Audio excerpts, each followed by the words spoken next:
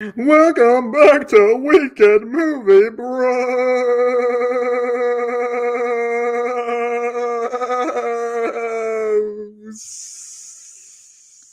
And with me today is Chewbacca, apparently.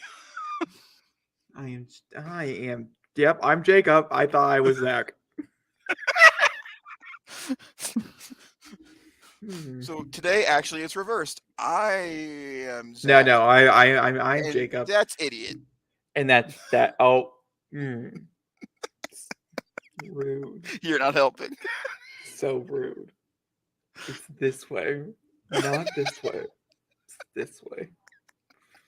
Whatever. Oh, we're off to a good start. I might be a tad bit slap happy as me and my mom have been addicted to a tiny show called Bridgerton here lately. And I did stay up until 3:30 in the morning watching it last night, having to get up at 7:30 to get ready to go to work for 12 hours, where I ended up shifting for like 8 of those and then training someone for 4 of those. And so I might be tired. So I know. What? Just trying to speed the process up because we don't have a lot of time. I know. We both have seen this. I think the whole world has seen this. If you haven't, good for How you. many times collectively have we seen this? I saw it 7 times in theaters. I saw it 5. Yeah, that's a bunch of times. Yes, guys, I did see this 7 times in theaters. It's worth it. So, like, I think I'm to the point where, like, if I start re-saying dialogue, I'm so sorry. Jacob, I can already feel it. Who knows? We'll see where the night takes us. Are you guys ready? You have to have your own copy. It's only available for purchase right now. Have we said You we're can. watching? It's in the title.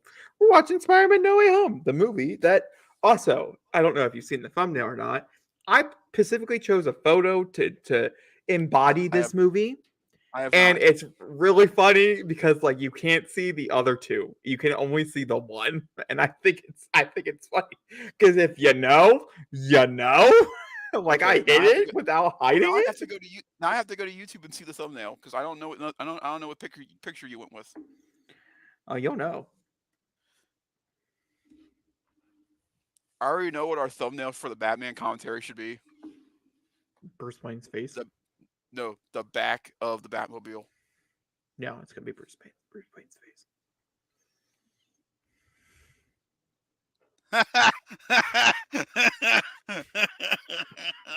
That's great. It's like we're perfectly in the right two places for I know, right? And That's I awesome. will not lie to you. That photo is the actual photo from the movie. It's not the photo from the trailer. So we literally are covering up 2 surprises. Jacob, that's brilliant. For no one who's never seen this movie, they're never It's gonna get the. That's it brilliant. was really unintentional because I was like, if this is gonna catch people's eyes, I gotta use it. And then it happened. I was like, God damn it! I don't even get to use it. At least it's a cool shot of him. Dude, At that's least you so know it's cool. Spider-Man right there. All right. Enough about Spider-Man. What's about Spider-Man? Oh, Amen. I'm gonna give my spiel first. One, if you've not seen Far From Home, watch that. It's pretty key. I would say a lot of movies are key for this one, like a lot of movies. But I do agree with a lot of people. You're just not going to get a lot of references and stuff. It's still a very fun movie if you've not seen every But Far From Spider-Man Home is the movie. most important ones. But it literally picks up exactly where Far From Home like leaves off. So like it's like you can go from one movie to the other, like Avengers Endgame type of It's thing. insane. You can So literally do Endgame, Far From Home, and No Way Home all back to back. if that's what I recommend. Also, it's only available for purchase right now for $20. You cannot rent it. So if you want to wait till you can rent it, it's odd. I feel like everybody's buying this. But if you do want to wait until you can rent it, that's fine. This is going to stay up on YouTube as long as Zachary doesn't copyright us. All right, let's get started. Oh, Oh I didn't wait, hit hang on. play. Oh, you didn't. Okay, so 3, 2, 1. I'm just gonna assume you hit it at the same time. I did. I'm going. Oh, I started watching Invincible, by the way, by myself. I'm episode 3. Yeah. Episode 2 was fun. I hope you like it. I think it's the all-star cast that's throwing me off. It takes a minute.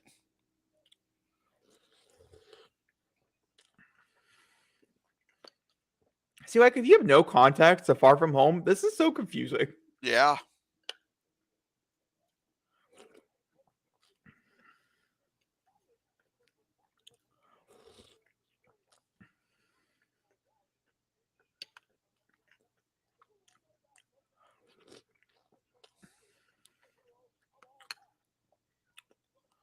Dude, man, the ramifications of this movie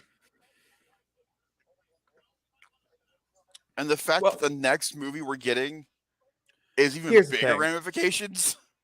I want to see actually how big a ramifications is based on the next movie. Yeah.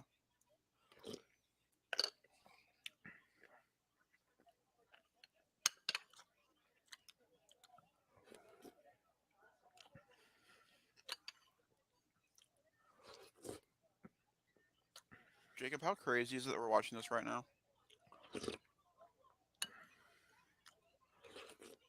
When no less than a year ago, we were tangalizing for a teaser to come out.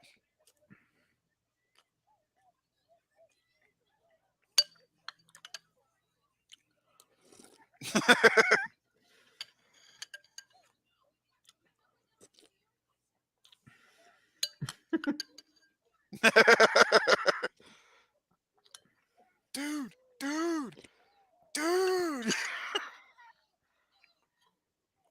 I still wish they would have kept that from the ticket sales trailer and saved that for the movie.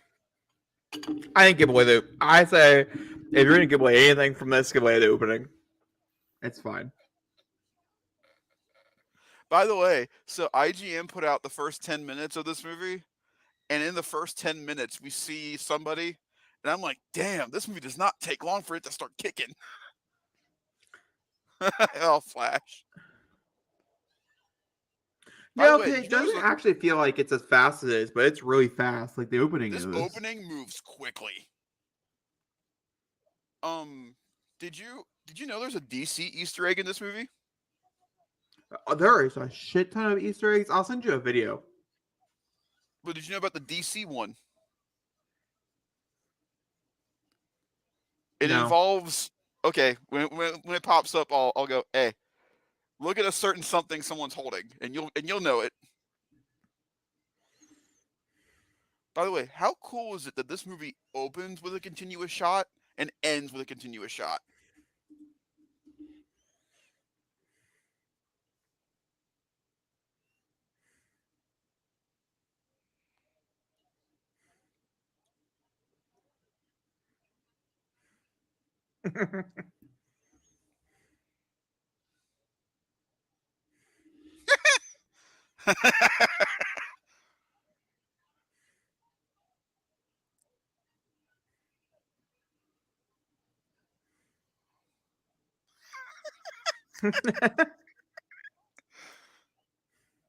I've heard so many people complain about this. Like, why are Aunt May and Happy Day like?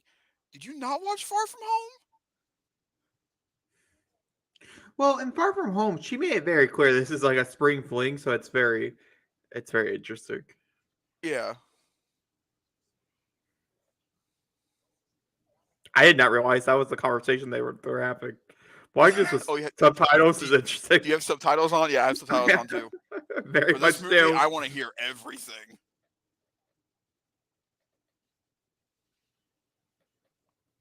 I love that little jump.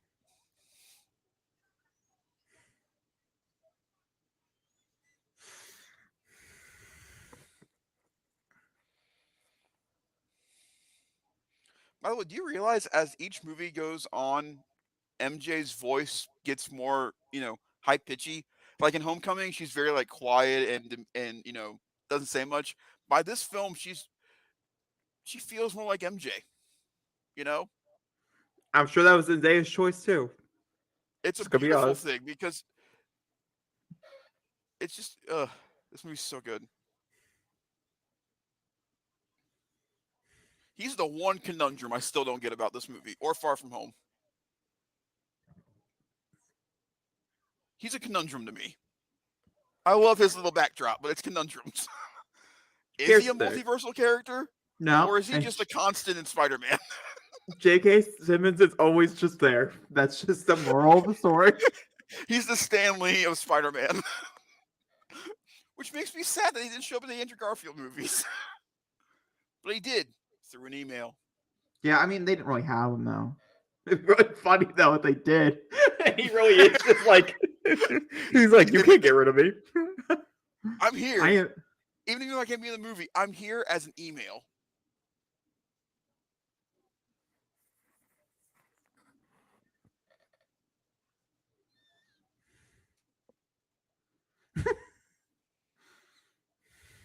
That sets up so many questions right there.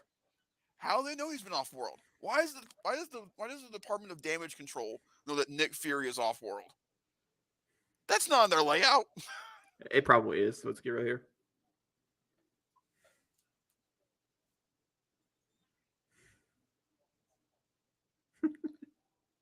Hi.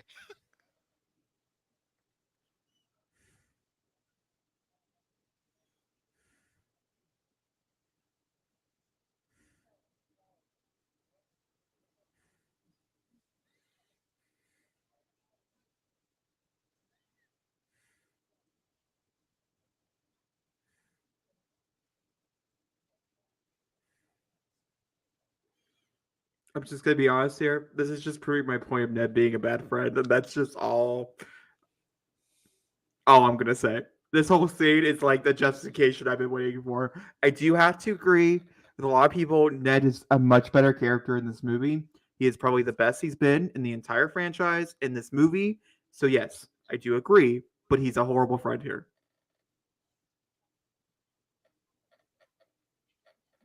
This is my favorite with her. I love her in this movie.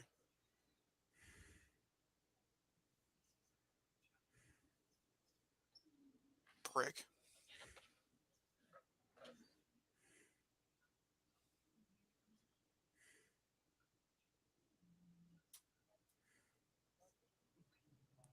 See, when they say entrusted to her, like, so what happened with his parents then?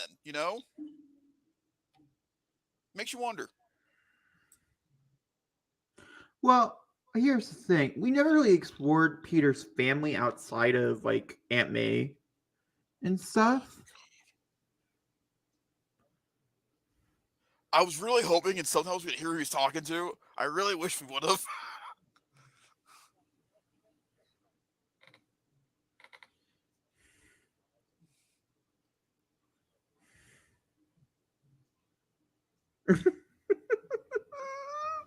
I love Tom Holland. He's an excellent Peter Parker. Horrible Nathan Drake. Excellent Peter Parker.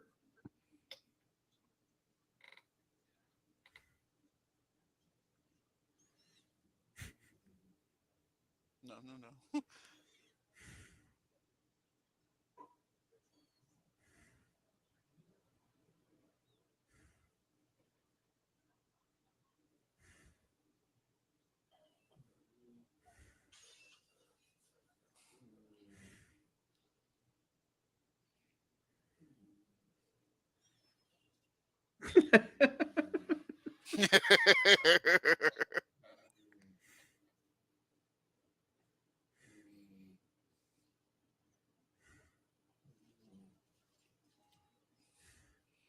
There is nothing safe in Happy Hogan's apartment.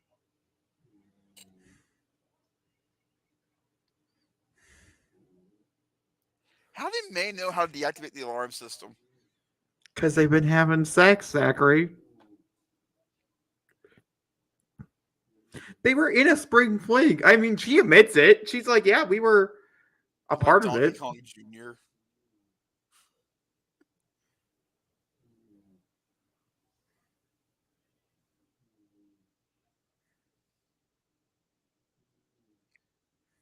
I have to say, Tom Holland pulls a reverse in this movie. Instead of going having shirtless scenes, he has pantless scenes. Yeah. You know?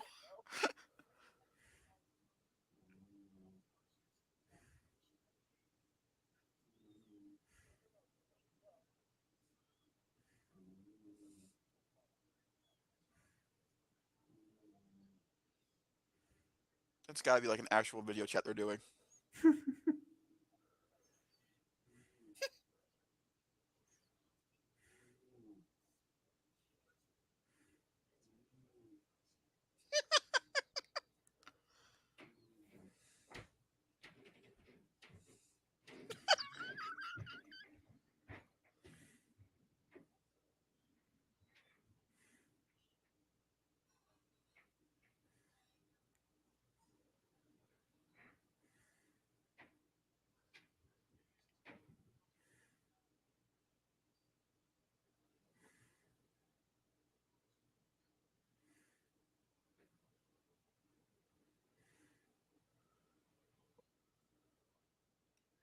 Can you still hear Dad?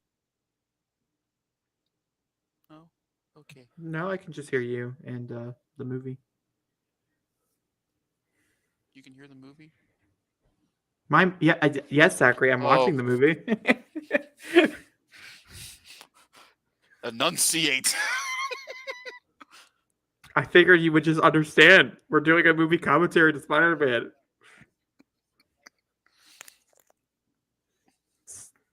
They're so cute. Wrap it up.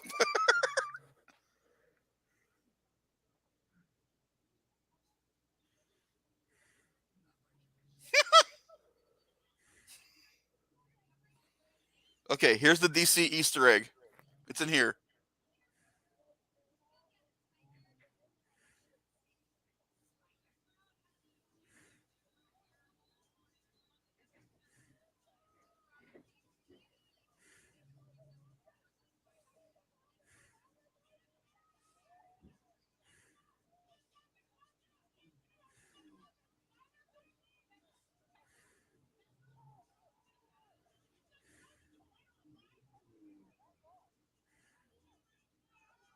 Do a flip.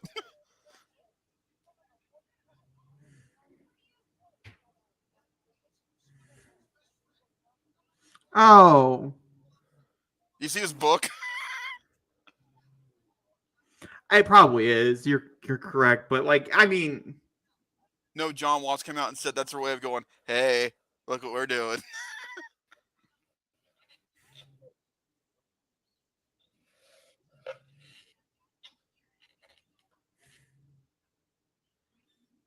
it's so funny.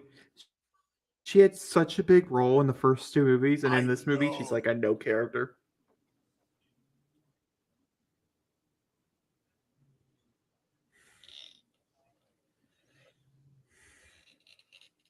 Oh, murder.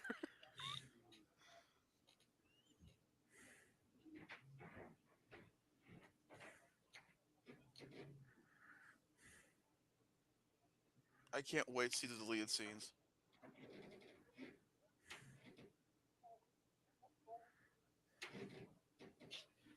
I don't think I saw any on the list.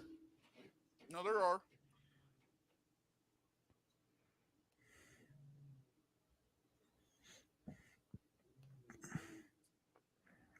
I do wonder if they're keeping some For like the actual physical release, Blu-ray.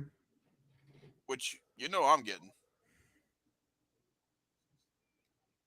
There are two Blu-rays I know I'm buying this year: the Batman and Spider-Man. Because on the bonus features for Voodoo, Mm-hmm. which is what you would use to watch them on, normally they have everything, so it would be weird. Is my God, Bloopers and Gag Reel, Enter Strange, Alternate Reality Easter eggs, Daily Bugle stuff. There's like three of those, and then Stunt, Tom and Jacob, Lie Detector, Tom Press Tour, and Georgia promo.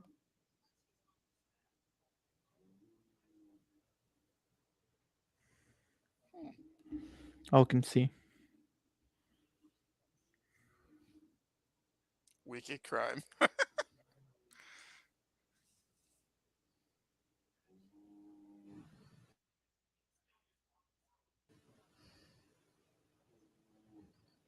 What a very important line in this Oh, movie. one of those things is true. Yeah, one of those things would be true. Yeah. Well, there will be a fresh start, but not the way you guys think.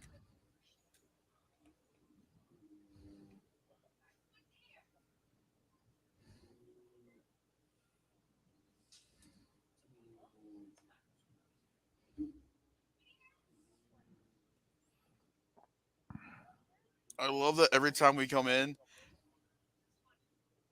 the Death Star is almost complete. Oh man,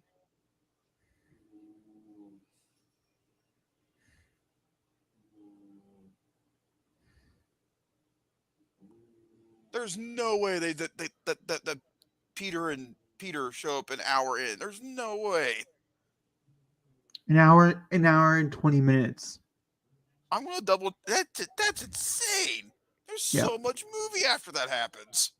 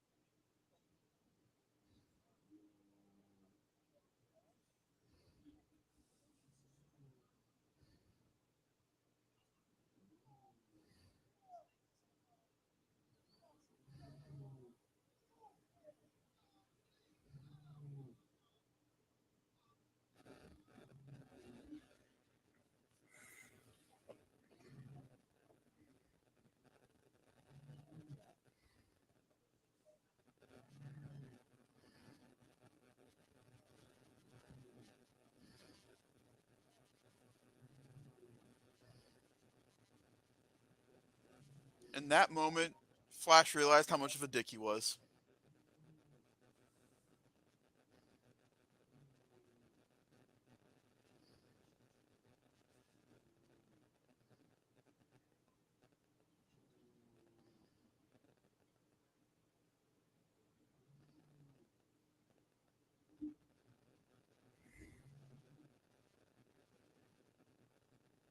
Funniest thing is that's supposed to look like Doctor Strange, and Of it course does it not. is.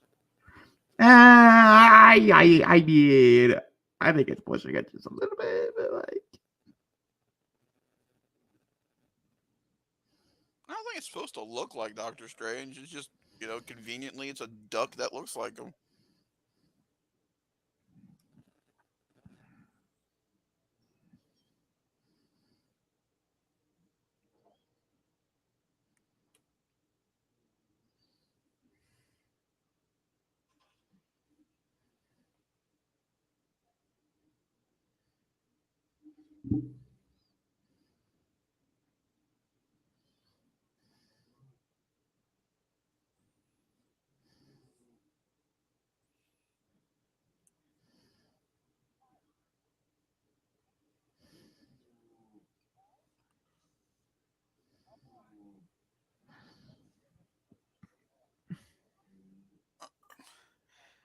How long do you think it took those two people to figure out how to sync their shovels up? I don't know, Zachary. It's a small detail. You know, they could be like half a second off each other. No, they're perfectly in sync when doing the shoveling.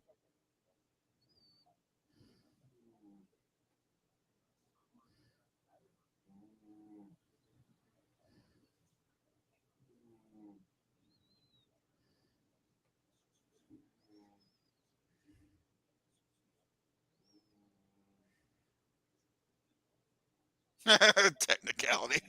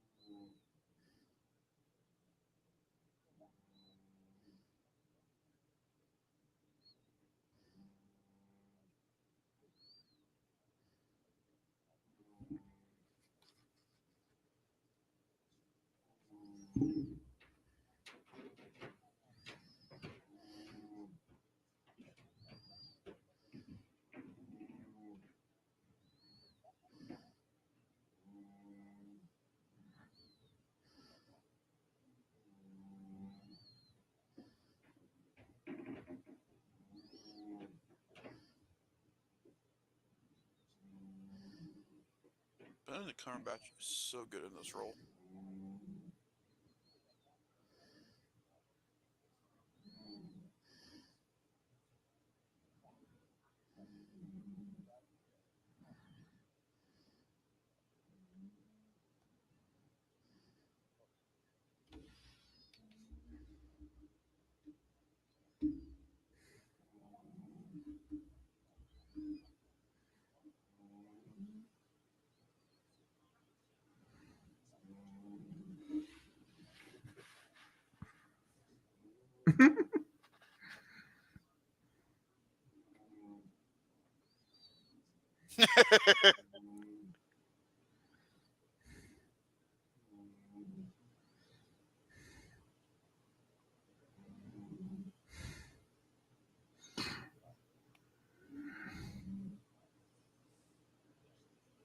He still, in my opinion, seems like a different Strange. Like we know, like he still seems off to me. after after watching the Doctor Strange trailer, the new one, and remembering the movie, he's doing this out of the kindness of his heart. You have to think about it. The fact that Hold him on. and Peter were in constant conversation for 5 years while they were blipped. Strange told Peter that Peter was the first one he told when they were coming back.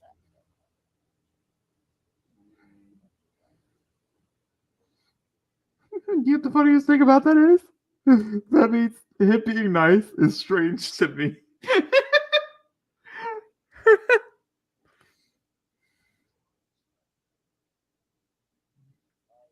See, I also feel like No, it's Strange's fault. it's not just He didn't, fully Strange's fault. Because but here's the thing. he didn't explain the spell. He explained that it's forgetting, but he didn't explain what that meant.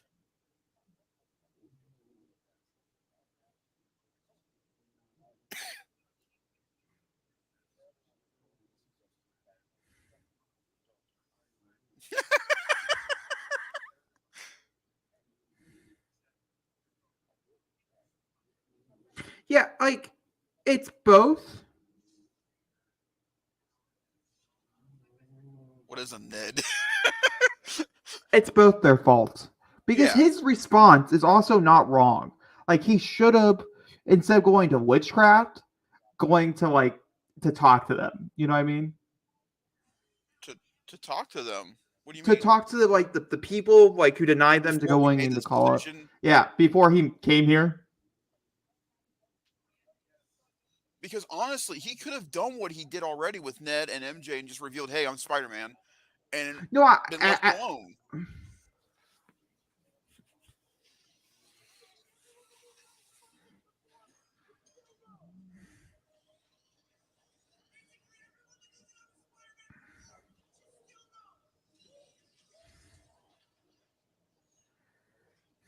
Okay, so I have a crazy theory that this, what we're in right now, is the what if thing, where the Watchers stuck Killmonger and Ultron.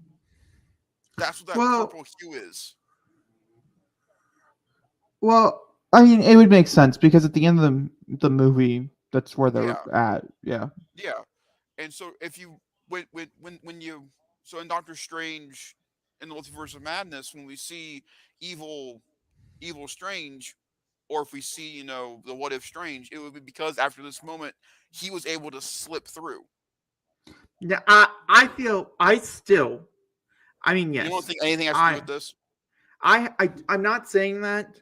I'm saying that this has to be a part of it. Obviously, It there's has to. Yeah. some little bit, but I do think whatever he does in the beginning of the movie, because you have to remember, there's a lot of things for Doctor Strange too about his life that has changed, like in general. The person he loves, the person he truly believes is the love of his life, is getting married to somebody else because she didn't blip. Like there's a lot of things that are going on in the beginning that I could see him because he's a selfish man. He's narcissistic, selfish man, and I don't think that's like being mean. I think just think that's like Stephen Strange in a nutshell. I think he could possibly be like, I want to do this for myself, and then he fucks up. Yeah. Or it could just all be because of Peter Parker. I mean, both are possible. I just don't think it's. I think it's part of it. I think maybe he Yeah. got the idea from Peter that, hey, can I do this? And then it kind of blew up in her face.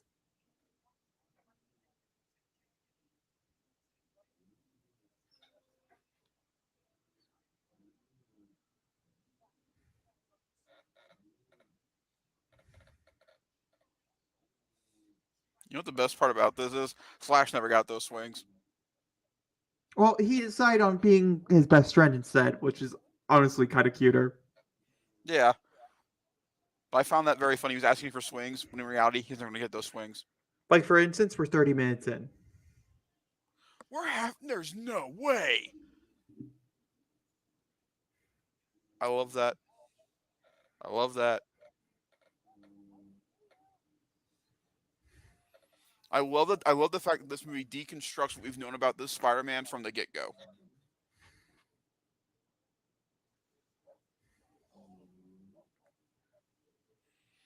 I bet they're like, Tom, you want to wear that black and red suit from Far From Home on like your first meeting with Doc Ock? Like, no, just put me in the CGI one. It's quicker. It's easier.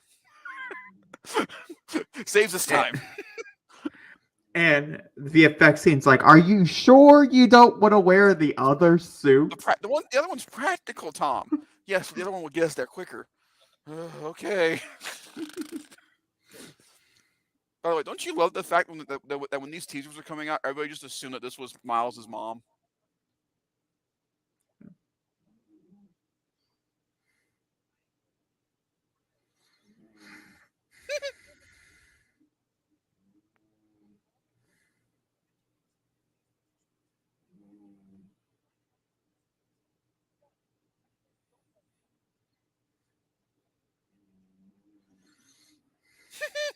Choose your words. Choose your words.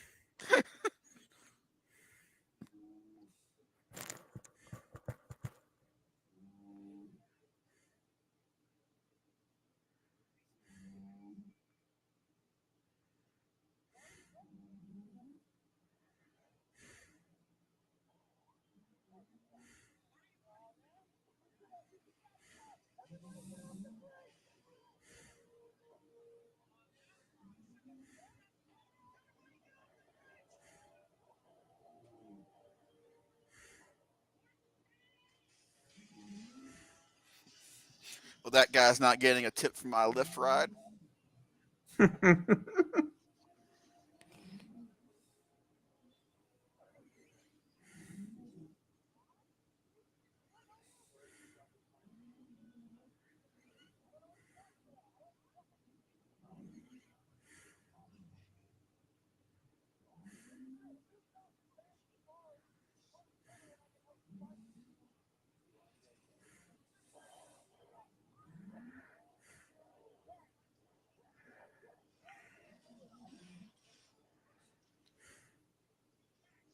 It's like he never stopped playing the character. It's insane.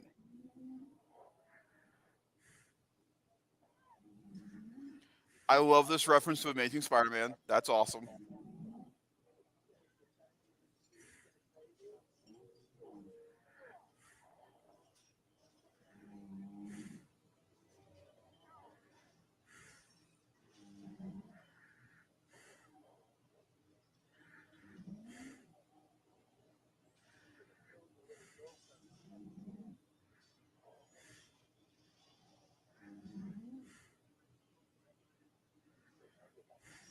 Ooh, you pissed him off.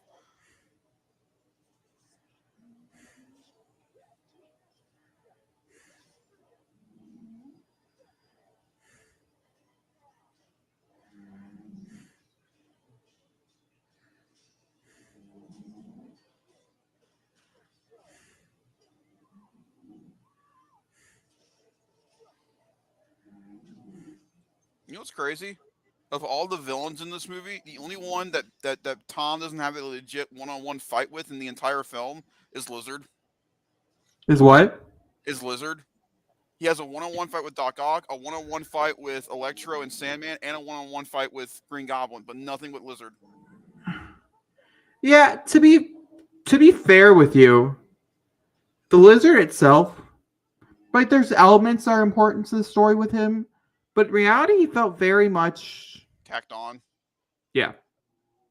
I still And like. then, I still love the fact that he's here.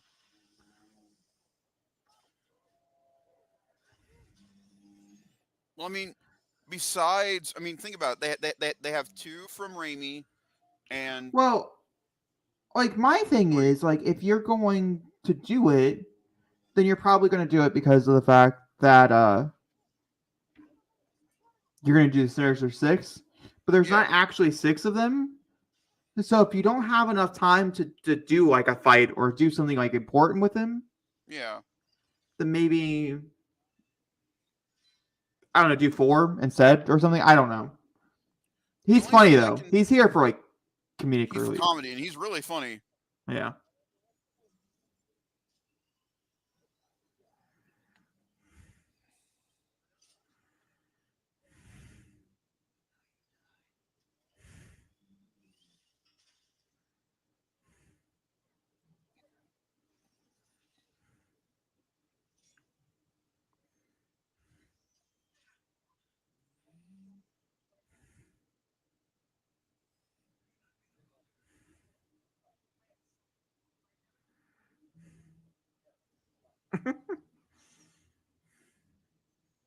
So cool. It's like Bluetooth.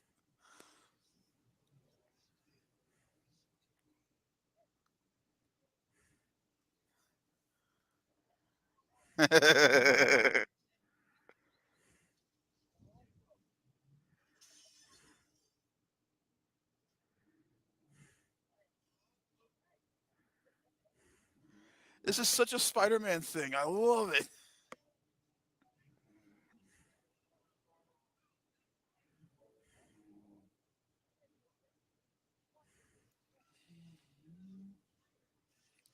This movie feels like a giant episode of if the Spectacular Spider-Man and Spider-Man the Animated Series came together and did something, you know?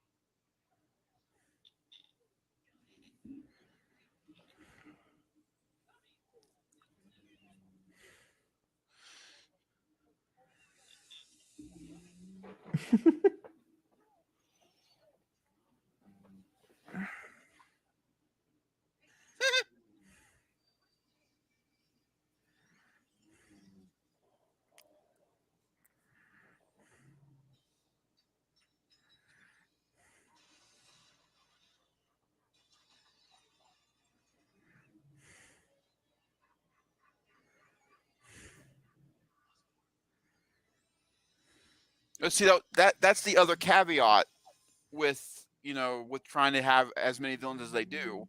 That the only other option from Amazing Spider-Man would have been Dane DeHaan's Green Goblin, and I don't think Yeah. Sony wanted two goblins in one movie. And it could have been that maybe it's a deleted scene with Yeah, but there could have been more because like for well, instance I know Daredevil has at least not Daredevil but uh Peter and I Peter, can't what Peter and Peter. no Daredevil just his actual like his humanized Matt Murdock. I know he has Hmm. like two more scenes that were cut from the movie for Yeah. timing that are part of the deleted scenes and stuff, so maybe that's what it is. I'm not sure. Well, you also have to remember they explain it right here. Doctor Strange dealt with the lizard. Peter didn't. That's what I mean, but it would have been cooler to see that happen.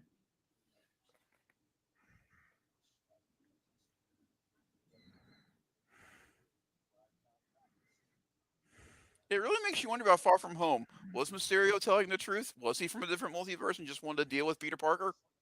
You No. know, makes you wonder.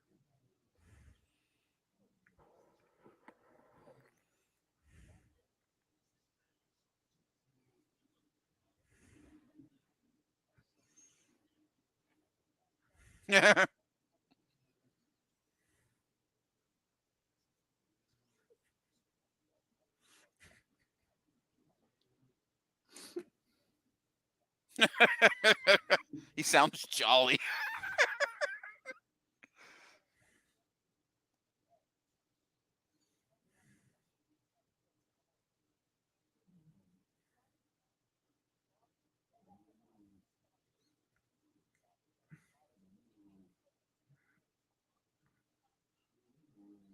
I'm sorry.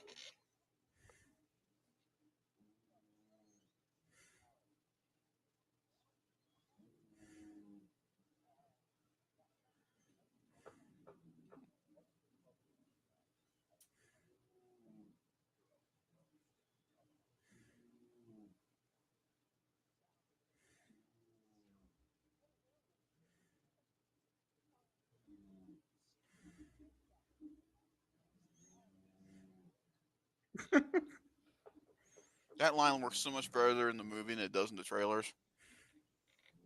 It's because they can't say shit.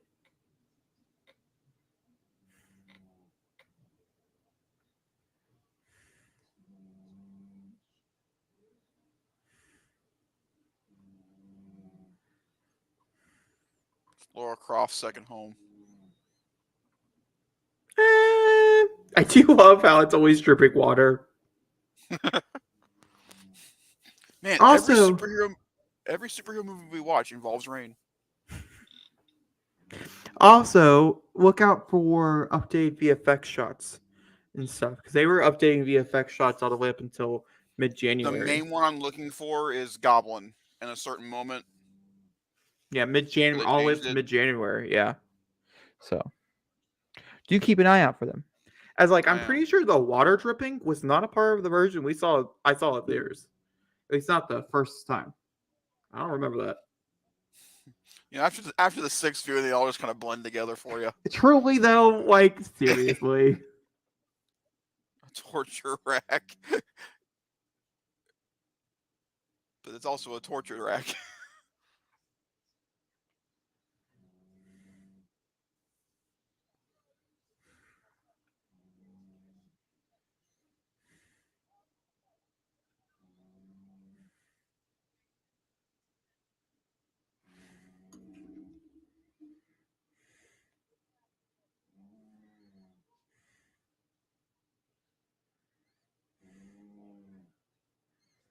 Like, I wonder if they only put the lizard in here for that one line, that one facial look. Like, I'm not a fucking dinosaur. Of course, I'm not a dinosaur. I mean, if that's really the case, then like, I respect that choice. Um, did you not see that Onward Easter egg when Ned was going through his phone? You saw the green guy. You saw a goblin on his glider, and the next shot was someone looking like Tom Collins' character from Onward.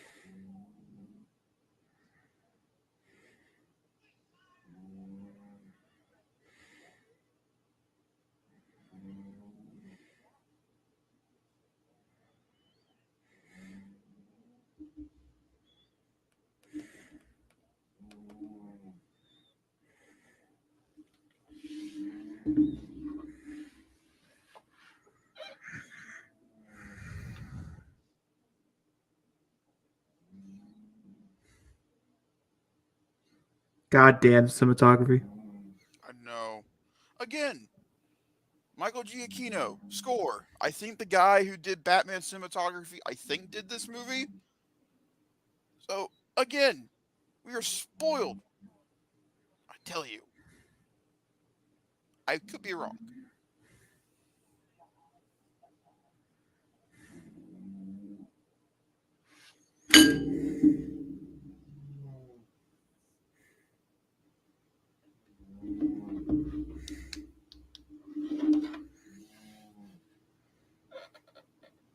Also, I love how like that gold suit. It's gonna be like a big thing.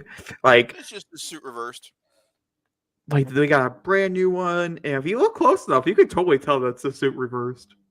Look at all the wires on it.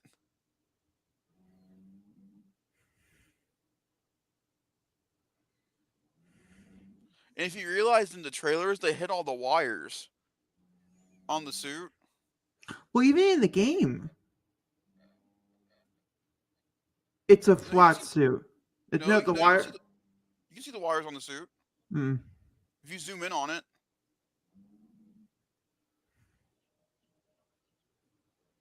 you're tinkle tinkling.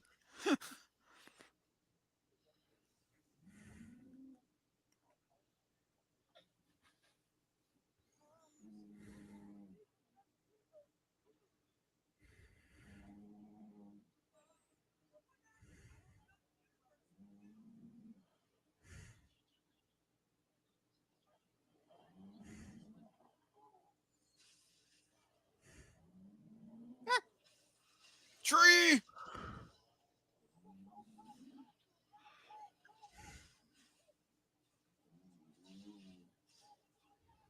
Hey Zachary, this is how Yeah, I feel when I play Batman. You aren't netted MJ. I am Spider Man. that's the And only time now, you ever get to say that. and now, I'm struck by lightning.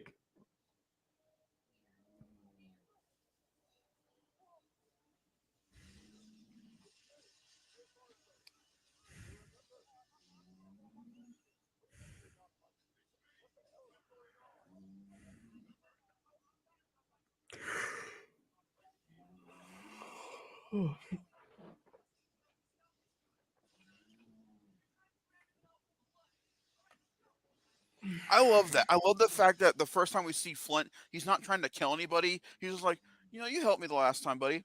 Let's get this guy.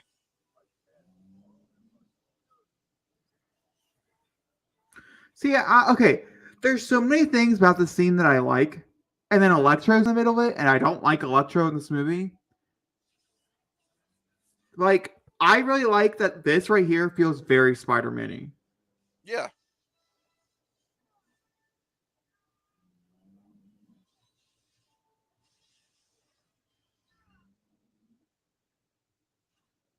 But then you have Electro who's like in the middle of it, and they changed him so much that it just feels. I don't know. Like I get it. I love that moment so much where he slaps his hand away.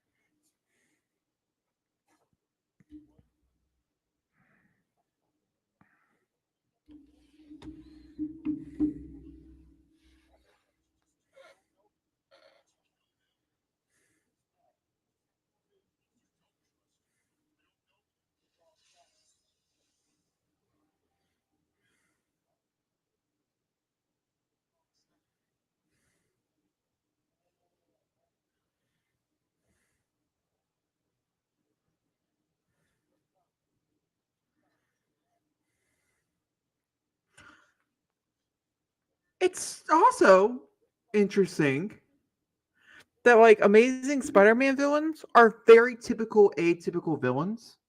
Like Electro is all about power. They try to make him like more complex in the movie, but it ended up not working out, and so they Yeah, only and then took Lizard's all the about I. changing people. Yeah, and Lizard's about making like a lizard family, which is kind of cute to be fair. But whereas I feel like Spider-Man 1 through 3, Tobey Maguire's, Are are more. so complex.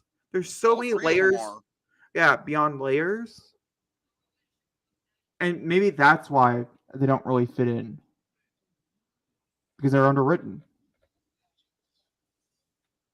But I have to say though, yes, both Electro and Lizard feel underwritten. That's consistent with their films.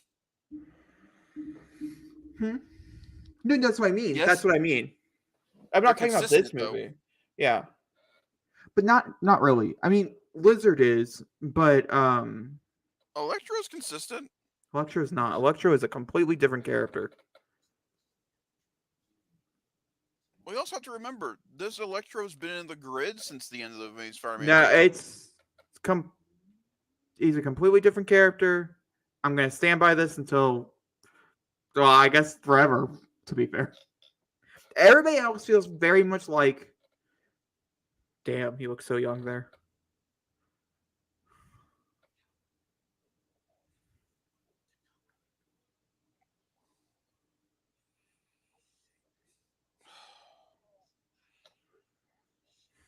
The MVP of this movie.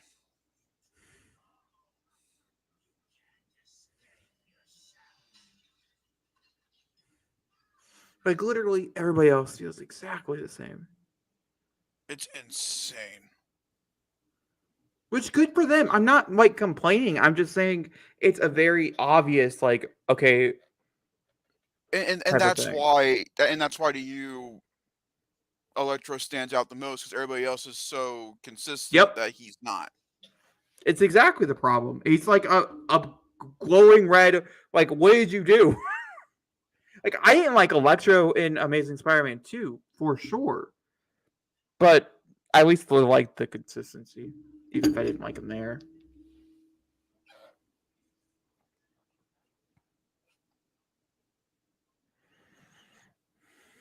Oh.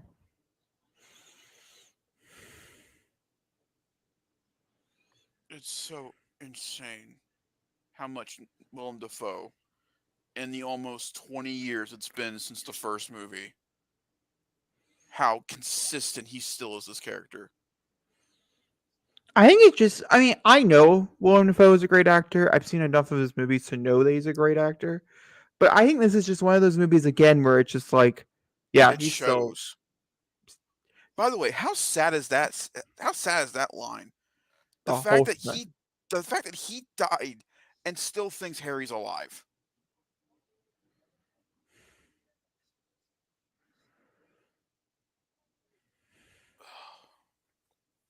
He's so good. And I mean,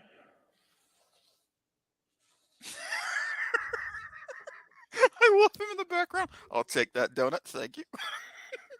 And I'll take that one. I never noticed the second one. oh, he took like 4 of them, Zachary. You should pay attention. He that box was full. He took all of those donuts. Just watch it now. Does he go for another one?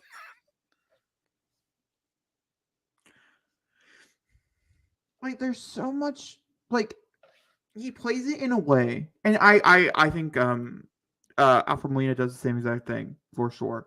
He plays it in a way where there are so many layers to Norman. Like, just the fact that he, even after all of it, he is like, I still trust Spider-Man. Like, after Mm-hmm. all of this, after everything that's been done in my universe, what I went through in the first movie, I still know that if I go to Spider-Man, he won't turn his back on me. And there's Yeah. just something so Beautiful about beautiful that. about that.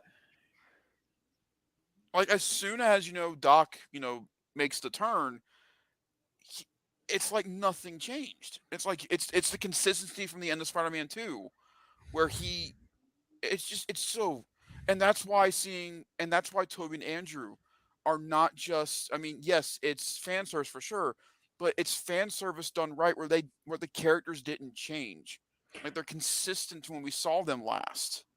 Well, I don't. They're a little different, but understandably so. It's been much time.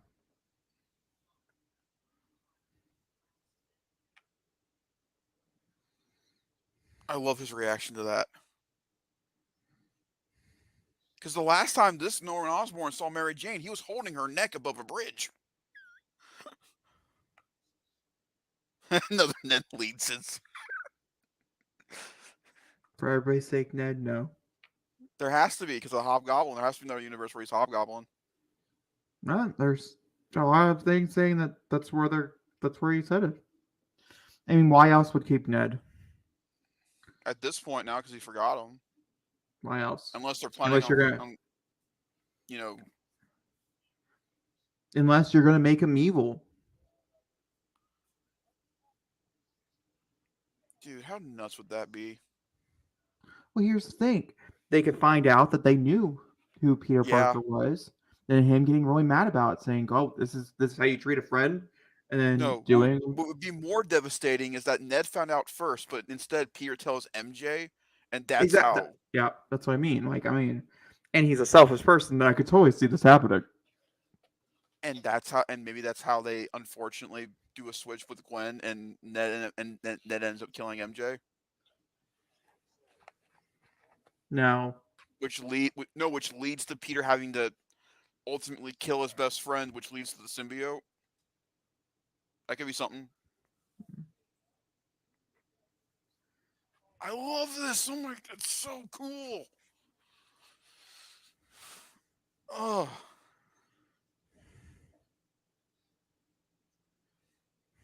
And then see, it's just the line delivery. The entire way Jamie Foxx is portraying it is completely off kilter. It's just different. He was like, I do not like how I was represented. I don't want to be that character anymore, so I'm going to change it. But thank you for allowing me back. Well, you also have to remember when Amazing Spider-Man 2 came out back in 2014, Black culture really wasn't as frenetic as it is now, and they were treating a Black character as a villain dork. I don't think Jamie Foxx wanted to come back and play the dork again. I don't care. Just going to be honest with you. That's the character that was presented to us. If you're not going to have an actual explanation why he has a six-pack, why his hair's gone, whole 9 yards, except that Electric did it, I'm sorry. No one else's powers changed. Why are you not blue? I don't like you blue. I like you yellow. Because it's comics accurate? I get it. It's fan service. But it's just not fan service that makes sense. And this is a movie about not making sense. Literally. Is he the only one that bothers you? Yes. The only one. Everybody's more bothered with Sandman than they are Electro. No, because I think Sandman, he's pretty true to who he was. He wasn't a villain. No, it's not that. It's the fact that he's just sand. But yeah, he can't turn back into... Yes, he can. They have the actor right there, but they chose to make him just pure sand. Don't. One of my favorite scenes is happening.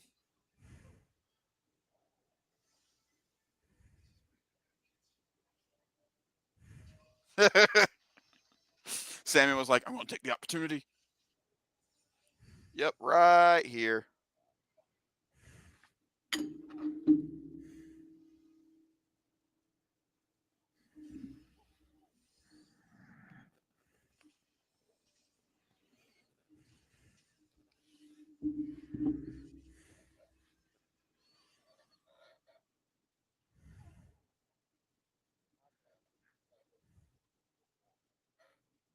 And see, like this whole... Oh, you're not... I'm like 10 seconds ahead of you. The hand thing that you're about to experience. God. They don't explain. And it's like, I want to know. Like, we have to come back to see more of this. I have so many questions. What do you mean? Like how he's dodging? Yeah, they don't explain it. Yes, they That do. not, I, Look above his head. In astral form, look above Peter's head. His spider sense is going off. That's how he can detect it.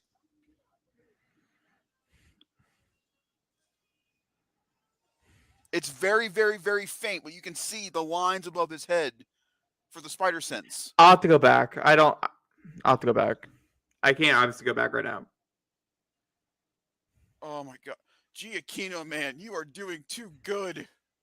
The music in this movie, and then after watching The Batman today, he could be nominated 2 times for an Oscar. He really could.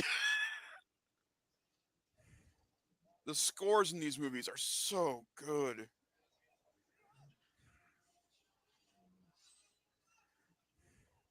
Him going through a mall, by the way, is a callback to Spider-Man Miles Morales.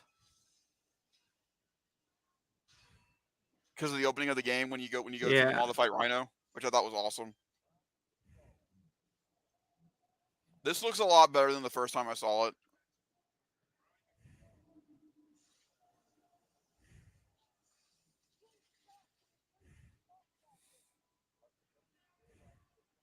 I never thought a Spider-Man movie would be this VFX heavy, you know,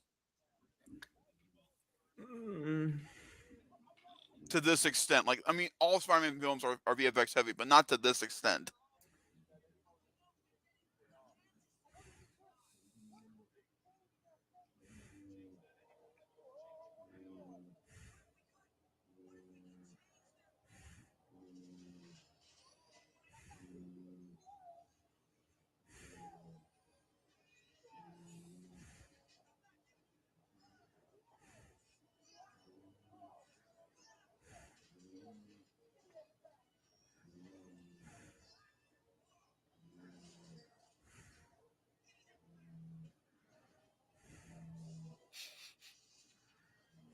So Tom comes on the set. What am I doing today? You're fighting a cape.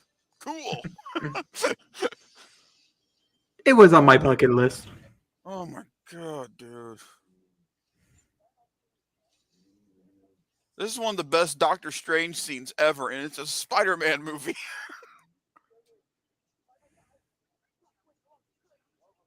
I love.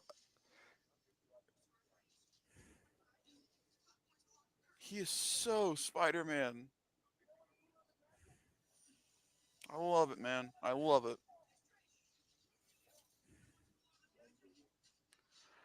That's so cool.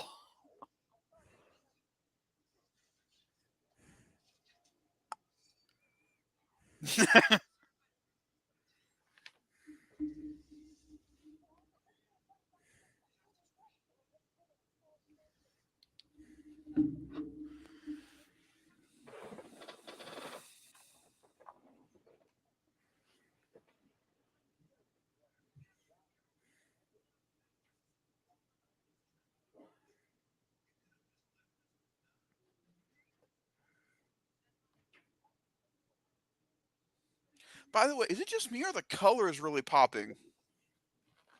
Yeah.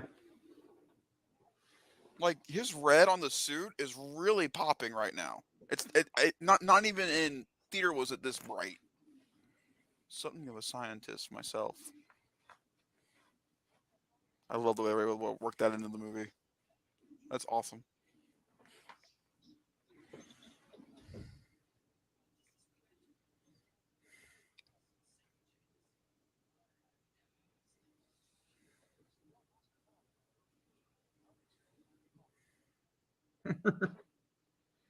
Man, will that come back to bite him?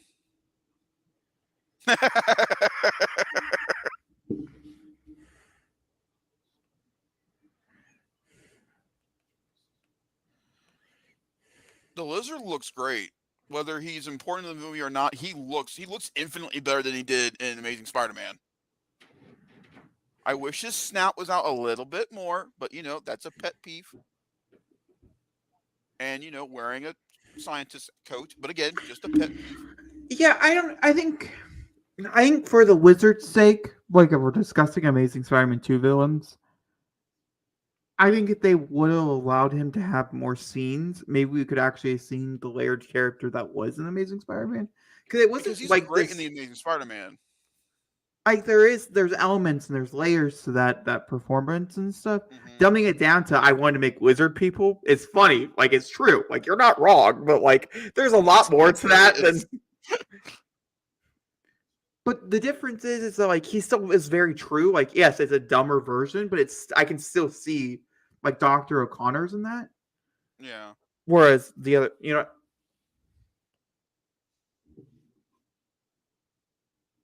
I don't know. I'll stop I talking about it. really, This whole I movie mean, commentary just made me complain about how much I do not like Electro. I really, really, really hope that these characters come back. We get different actors for his upper movies. Like, I hope we see Connors in MIT. You know, that kind of thing. Yeah, I do. I would like to see our version, like this version, not our This version. versions.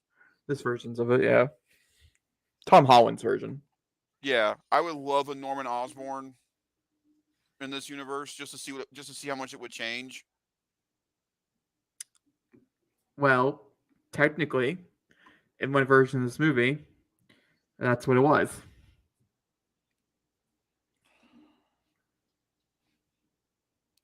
Dude, he has all the badges. That's all. It's so cool. When they came into the house, you saw all Yeah, of I know. Happy's badges. That is an Iron Man 3 reference. That is a deep cut if you do not know your MCU.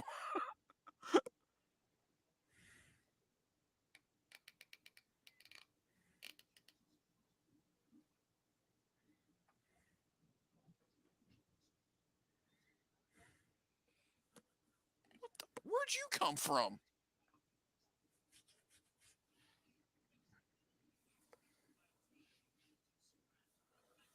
Special appearance.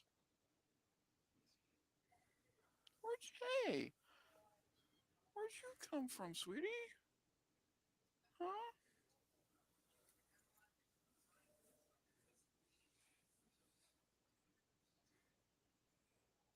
Tanning bed.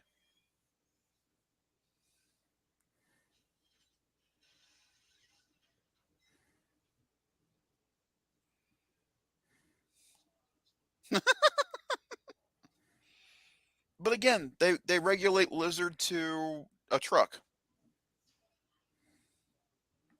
But then again, he is a full lizard. I mean, he can't That's really that's walk around New York. that's also true.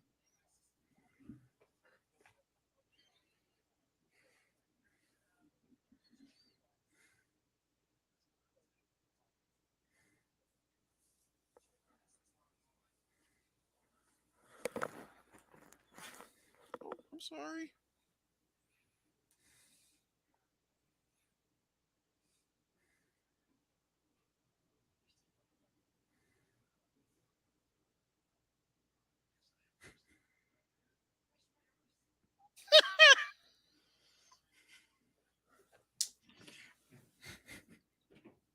That's so good.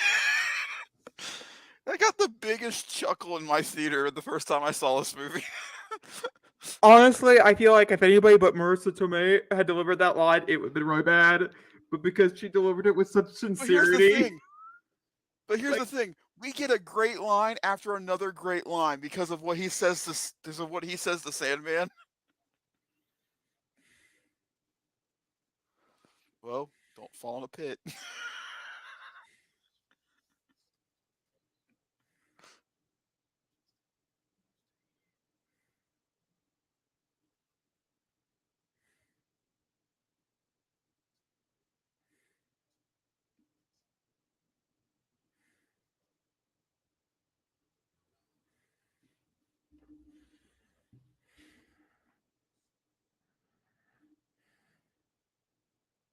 I love that line so much.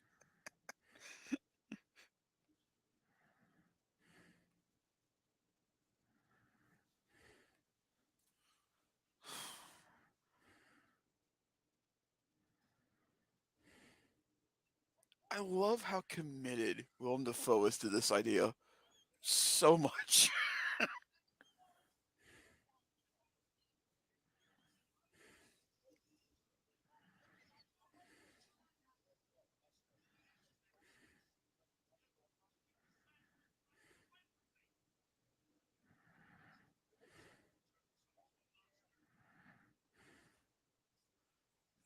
I wonder if that line triggered Goblin.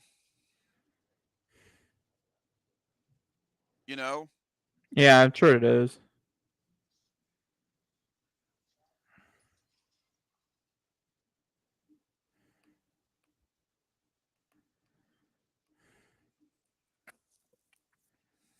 I can't believe we're here already. We're only an hour and 7 minutes in. That's insane. This movie's pace is impeccable. Oh, Doc. I'm getting emotional over here because all I remember is Spider Man 2. Oh.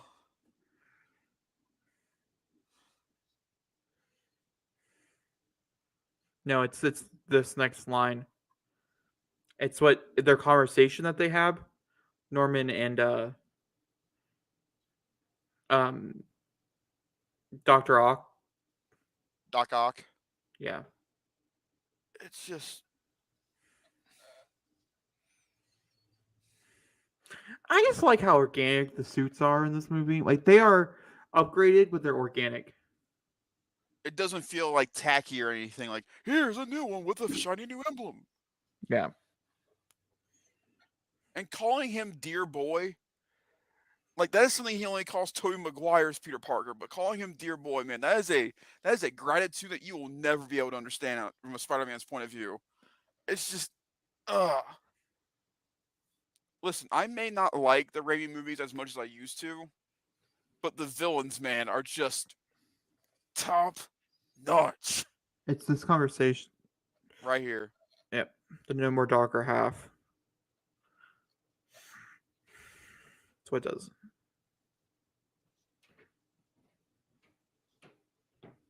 We're not looking at his face or anything until that turn. It is so cool that in my lifetime I got to see the two of them on screen in the same Spider-Man movie.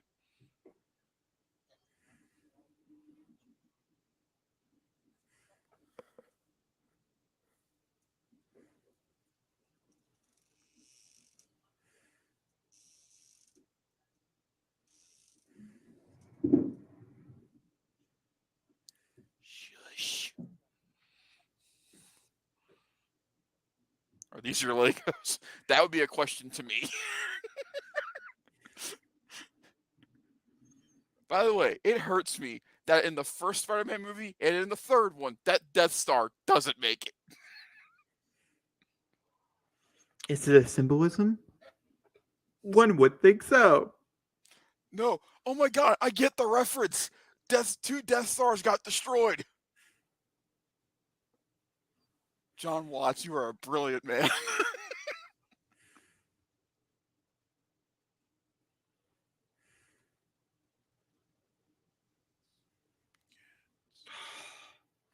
That line's always intrigued me. Like, how did Lizard know it was gonna? Oh,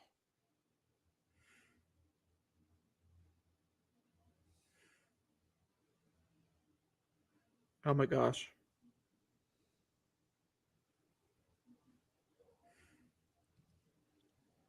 this is so cool.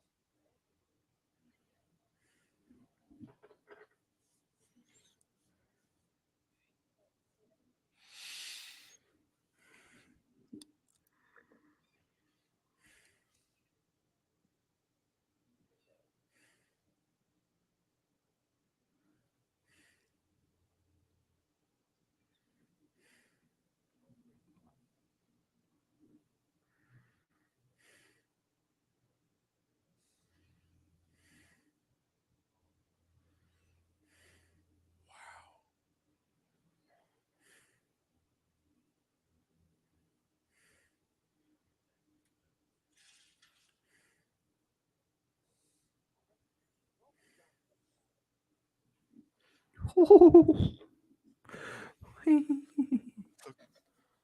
you not see the hairs on my arm? Goosebumps.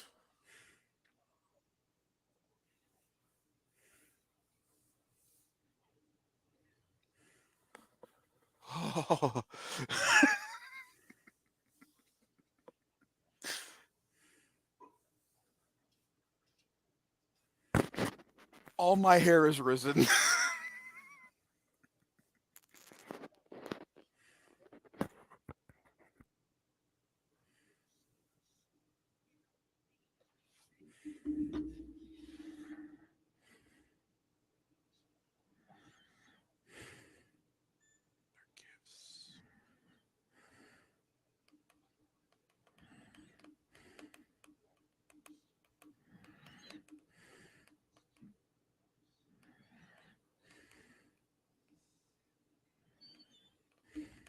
I'm so glad they got rid of that fucking mask. Because his face is just, it's like rubber, you know? It's like Jim Carrey. You know, like it just contorts the right way. Oh fuck!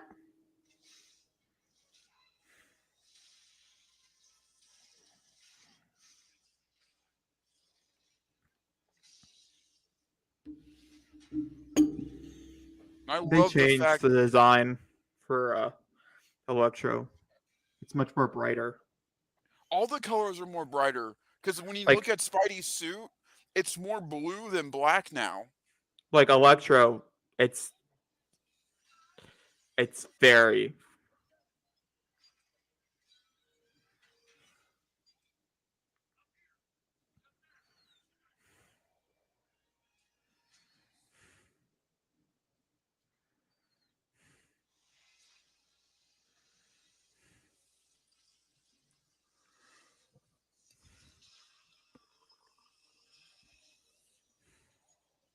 And I love the fact that Willem Dafoe tried to do almost all of his own stunts.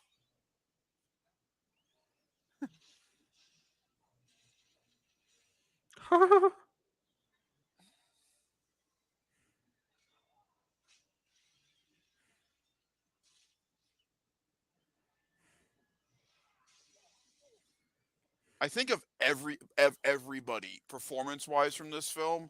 It makes me very sad that Willem wasn't recognized at all. Of everybody, Yeah, but it's typical. of him, and between him and Tom, honestly,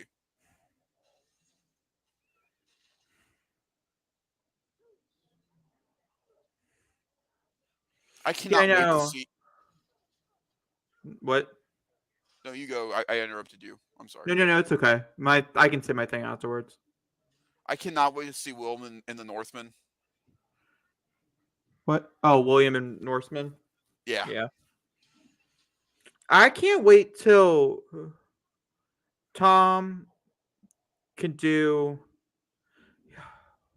Sorry, I got distracted by how Spider-Man this feels. Um, till Tom can do a movie that can be recognized by the Oscars, so he can finally get I know, recognition from it.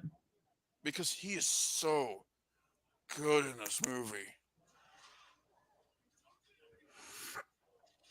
Like this entire scene coming up,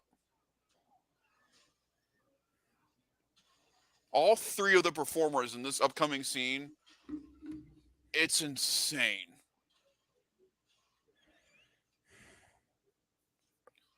By the way, the outfit Marissa Tomei is wearing is the same outfit that Aunt May wears in the when she dies in the comics.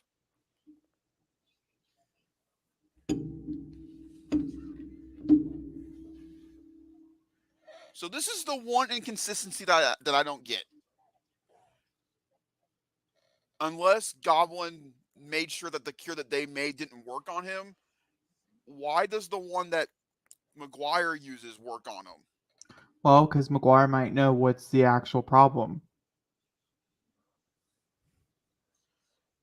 Okay, I can accept that.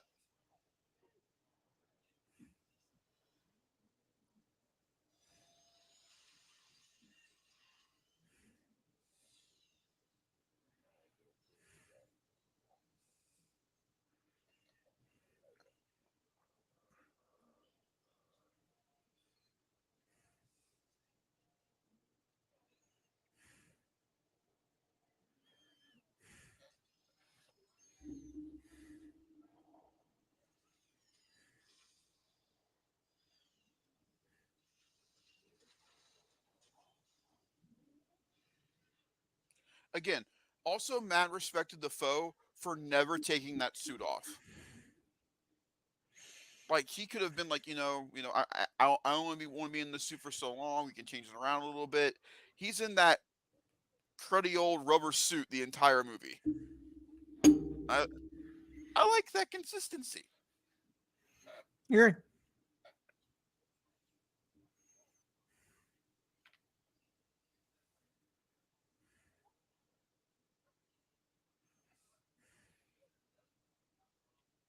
I still can't tell where she got hit.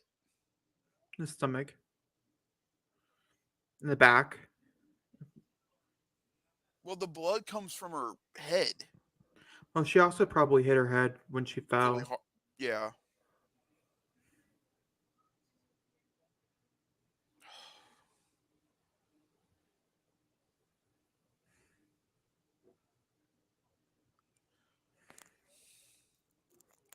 It's already starting.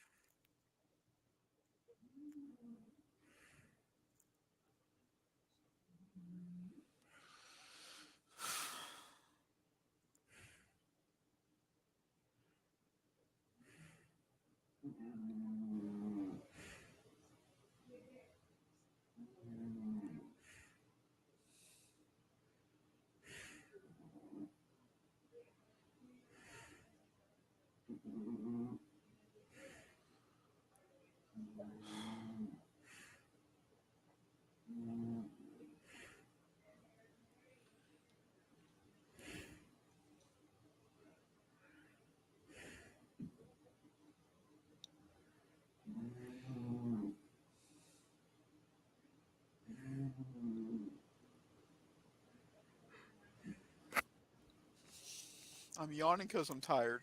That's why I'm yawning. Sure, sure.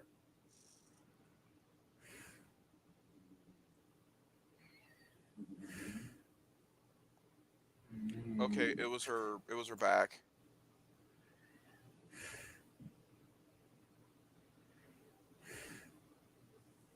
Do you see the blood pool around her? Yeah, Yeah, it's up before the pour. I've noticed it. I've never seen it just keep going though. That's a new one.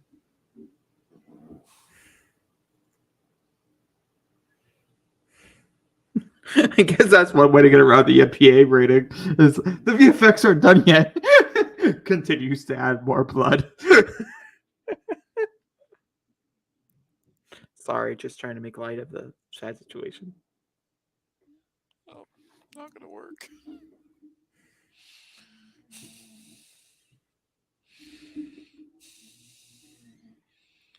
Why is it that in my two favorite Spider-Man things, being the game in this movie, both times she has to die? No, she had to die. It was always slated that way. This fucking trilogy is so brilliant. The reverse origin story, no one saw it coming. It's so good. They wanted innocent Peter, and that's a way to do it. I mean, he's so dealt with great trauma, The but fact that they were able to make, the biggest issue all MCU fans had was him being, Stark Jr., when in reality, they were mentally getting us ready for him to become Spider-Man. It's so good. God. This is why Kevin Feige is one of the greatest producers ever. Just all there is to it.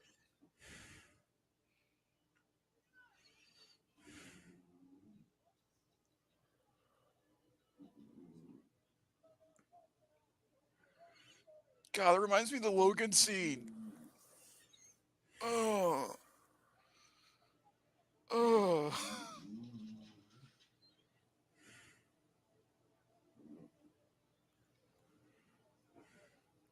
So with it being no blood, I'm guessing those bullets they shoot in are rubber, probably.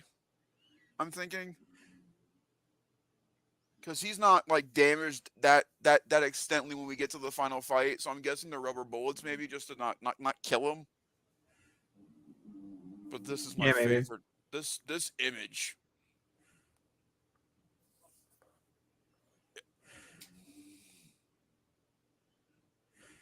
I mean, come on.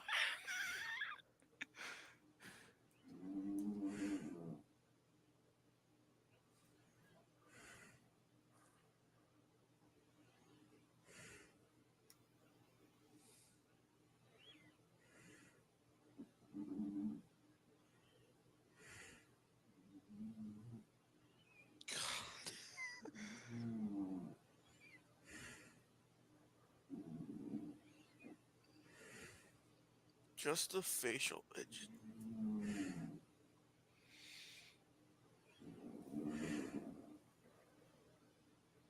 Holy crap, we are an hour and 20 minutes in.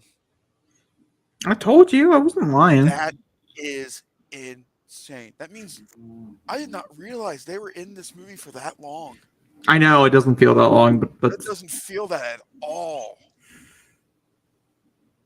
We get the Sinister Five, May's death, the strange fight, all within the first hour of this movie.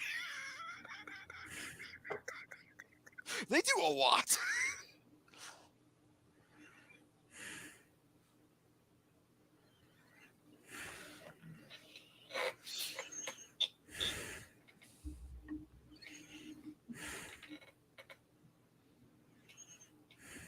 You would think Ned's fingers would get kind of hurt, or you know, yeah, maybe he likes it.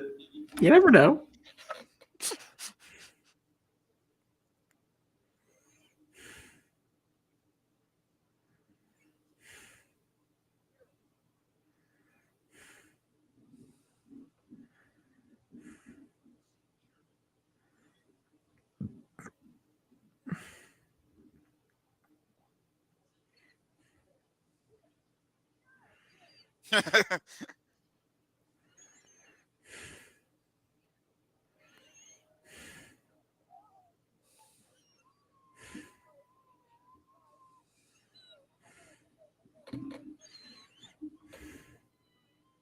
An hour and 24 minutes into the movie.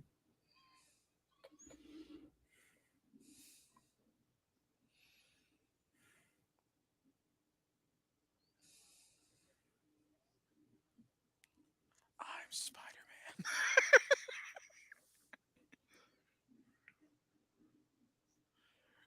It kind of makes you just want to have a movie of both Peter and Peter. Like, what were they doing for a day?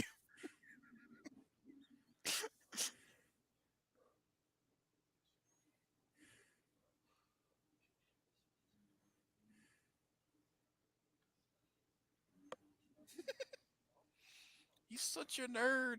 I love it.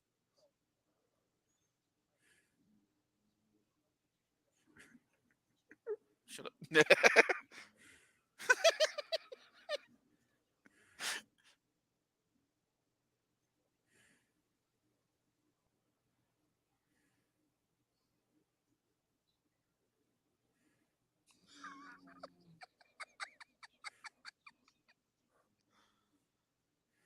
That's not for.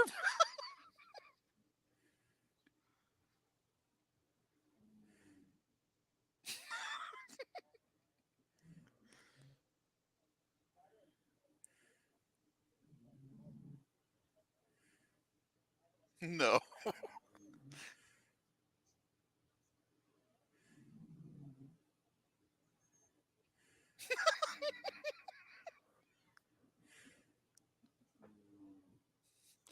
No, I'm sorry. Aunt Lola is the MVP of this movie.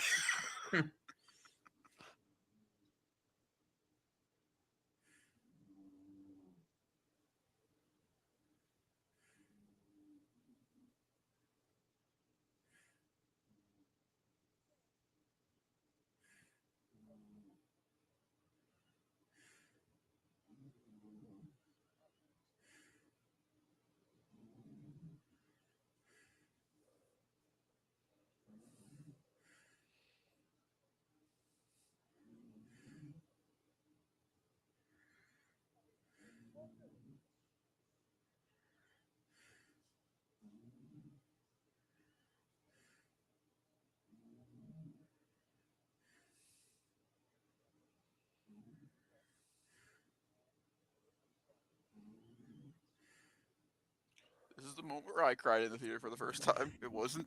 I love Andrew, but it was that. Now I squealed for Andrew, cried for May, and was like, "Ah, Toby."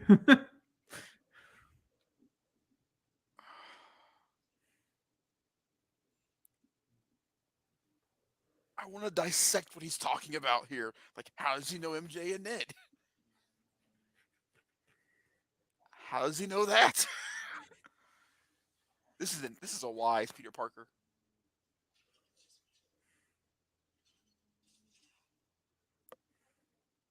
Ah.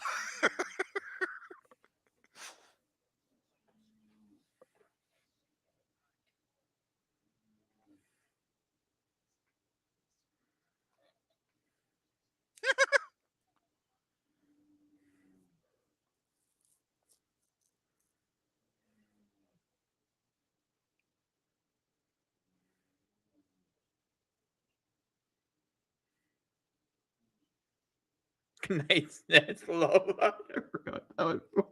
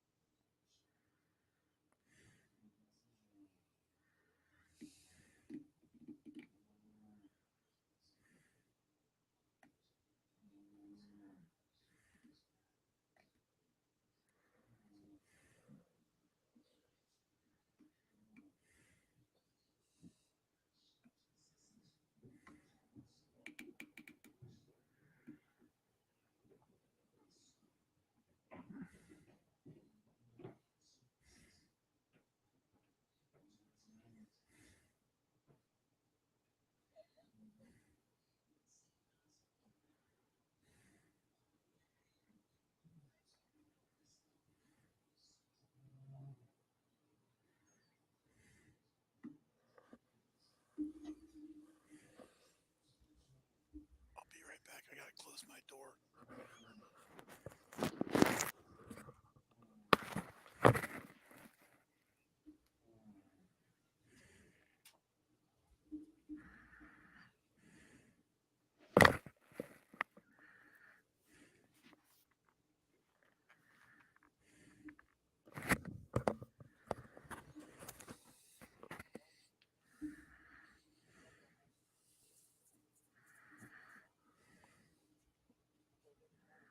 I love how it says Peter too. I know. Like the subtitles understand who's who.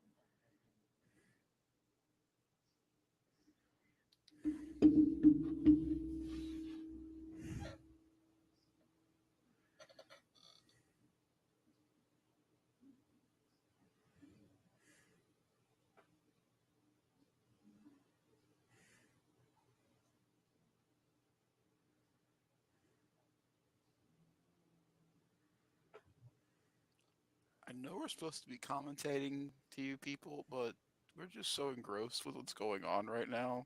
It's kind of hard to talk. You know, Yep. Nope. Yep. Yep.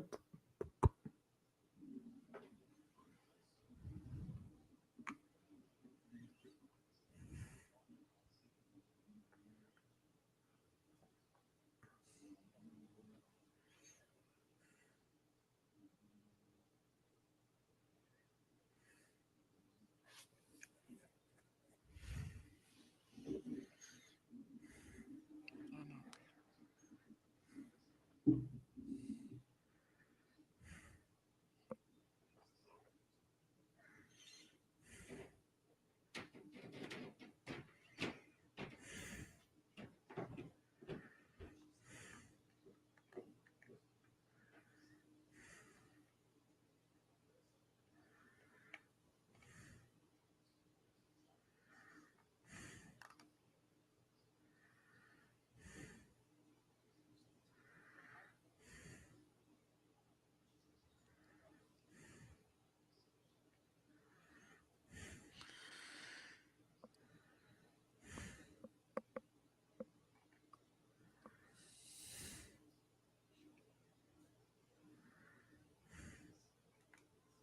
They're all three crying together, man. It's a beautiful moment.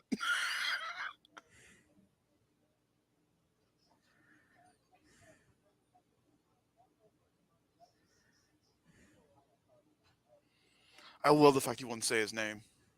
Yeah.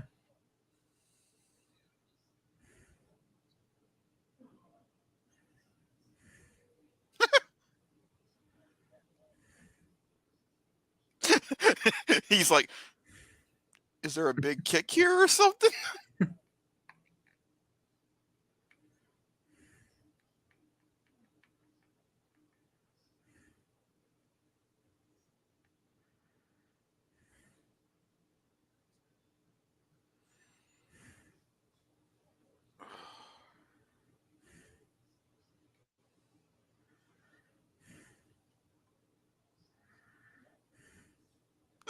Yeah.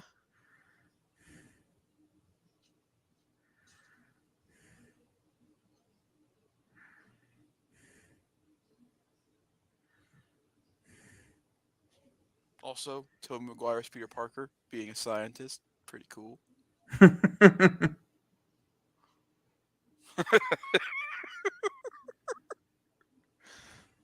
You-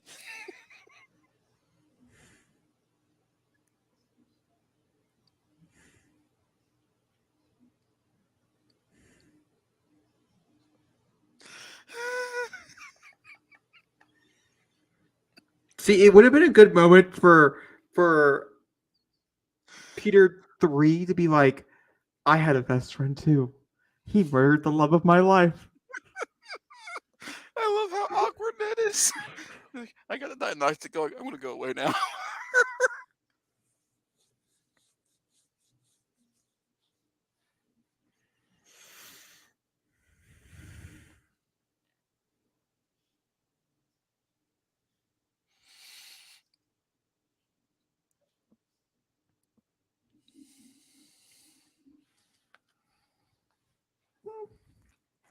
It's a bit debatable, but like, we'll see.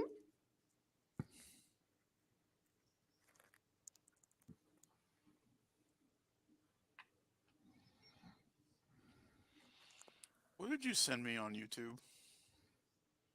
Something that you're gonna want to watch. Okay.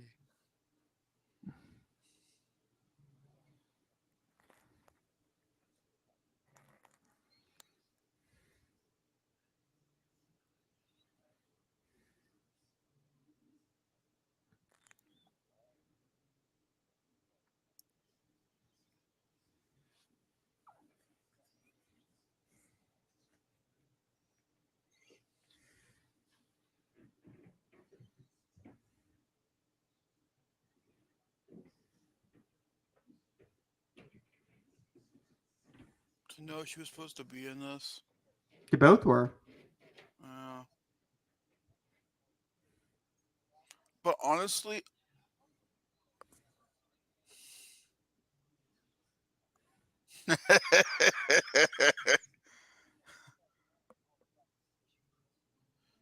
I'm kind of glad Gwen wasn't here. Otherwise, I think it would have taken away from the moment we have with him at the end. Well, that moment wasn't even that was the moment they added later on. It wasn't in the script originally because of Gwen supposed to be coming back. A lot of this third act that we have in this movie was changed. So you going into this final battle like a really cool youth pastor.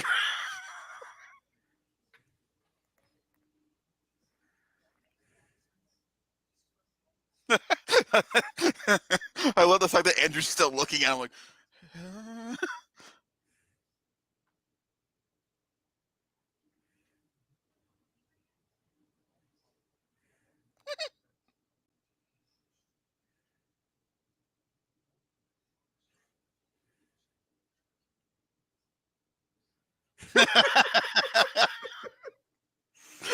Andrew taps him. Good job, buddy. Awkward.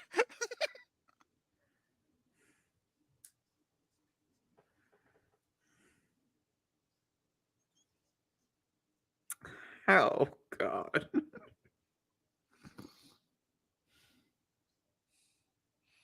They should have just left it at the kick some ass thing. Yeah, No. but he Ned. He's got to get the last line. You know. Cure that ass. Hell, I would have been fine with it after Tobey Maguire's cure some ass.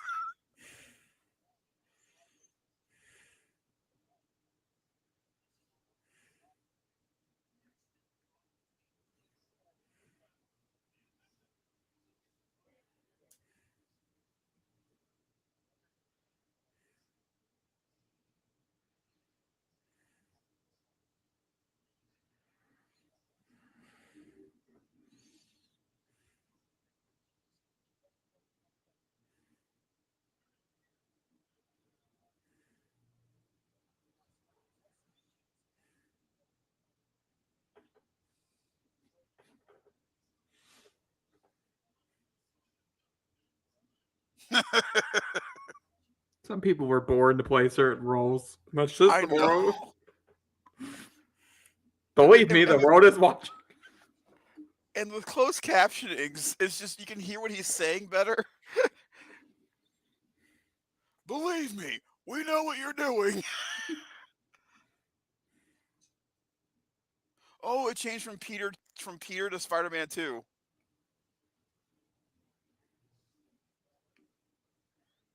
Instead of saying Peter 2, it said Spider-Man 2. That's kind of funny. What are you watching it on? Amazon. Oh, that's weird. I don't have those subtitles.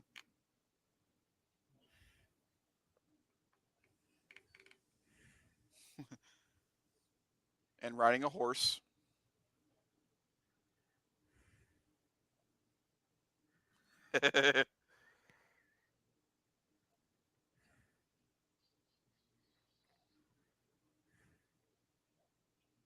Oh,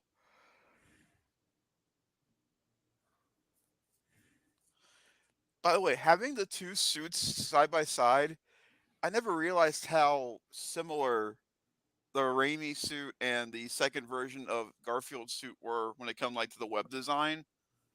They look a little similar.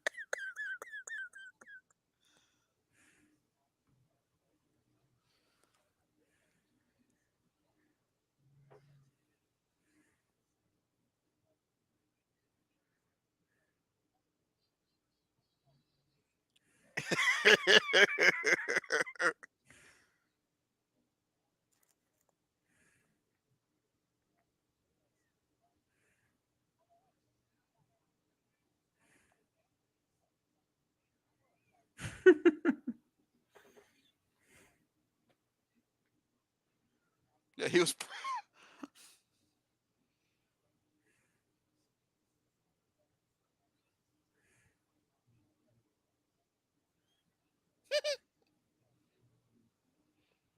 So that confirms he won that fight then.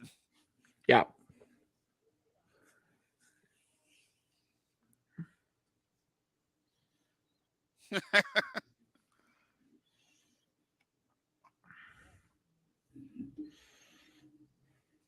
An hour and 42 minutes. We have 45 minutes left. That's nuts.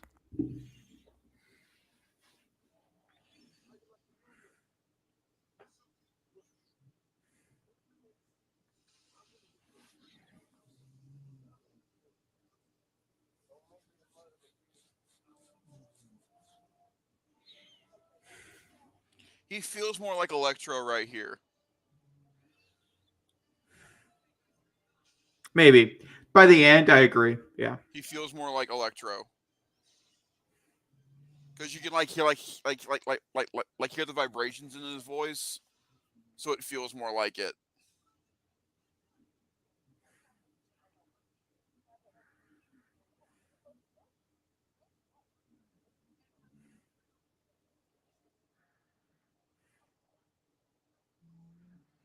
Look away from it. Maybe that'll help.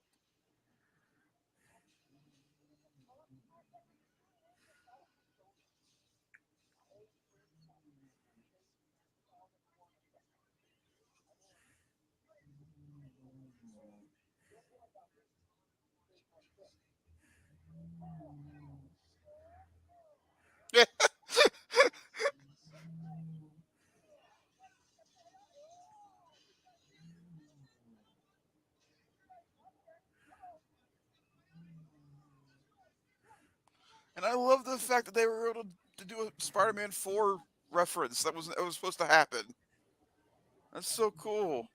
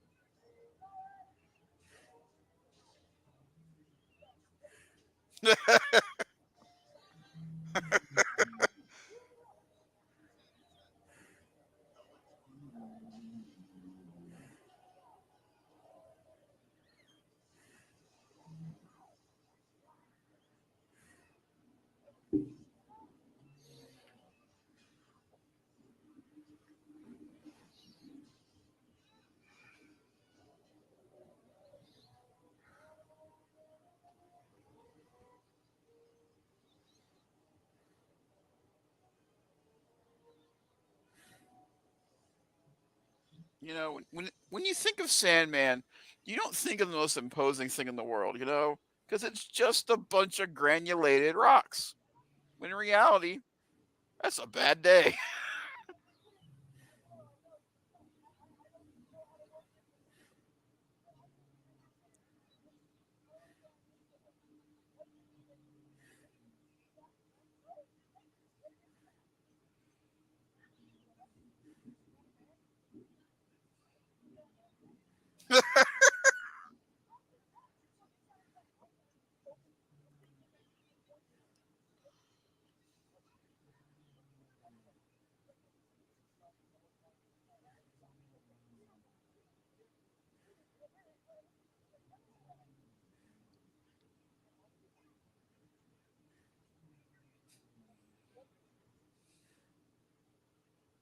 Improv.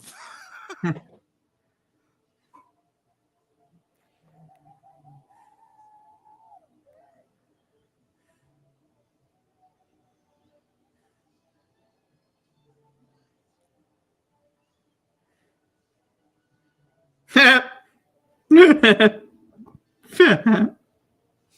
look, there's me, there's you, and there's Spider-Man right in the middle. Hey, look, guys. People who thought they were cut out of the trailer. Maybe they were. By the way, I love the fact that I'm in front of Tobey Maguire being one of my favorite Spider-Man, and you're in front of Andrew, and our I don't favorite Spider-Man know. together is right in the middle. Yeah. Yeah. I feel like It's a mix. Some days it's Andrew. Some days it's Peter Parker. I mean, Tom Holland. Objectively, which I think that should prove the point there.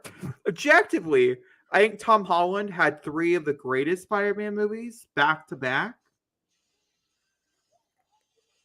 I still didn't love Homecoming on my rewatch, but I still have a lot of respect for it and things. Hmm. So I feel like he's probably the best Spider-Man, in my opinion. Tom Holland's my favorite Spider-Man, but But and Toby's my favorite Peter, but my favorite Peter Parker Spider-Man, like who plays it the best both roles, to me is still Andrew.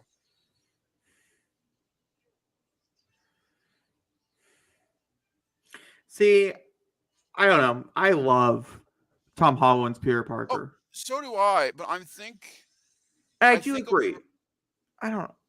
I think I'm gonna be ready to say that once we have a Spider-Man movie without an extra Marvel character in it. See, I don't know. Here's the thing. I like Peter Parker from the comics. Obviously, I've read a lot of Spider-Man comics in my life. Like way too many. Let's get real here. I should have probably have not read as many as I have. So if we're going comics accurate here, Andrew Garfield 110% of the way. If we are going Movie wise, like my personal preference wise, I think it's Tom Holland. Like, yes, he's not your typical Spider-Man, and I get why people don't like that. But for me, I don't really think it bothers me. Like, I have my Spider-Man, like my comics accurate, truly like what is Spider-Man. I have that. I didn't want it twice. You know what I mean? yeah, Like, I'm happy that he's like, okay, I'm gonna try to do what Andrew did and do it better. yeah. I'm gonna come in here and do my own thing. Like I love the fact that when you look at all three of them, you can clearly tell Maguire is the Steve Ditko, Yeah, Stanley era Spider-Man. Andrew totally. Garfield is definitely the Ultimate era for Spider-Man, and Tom Holland is your Golden Age era of Spider-Man. Like they all three symbiotically work well together because of the eras they come from.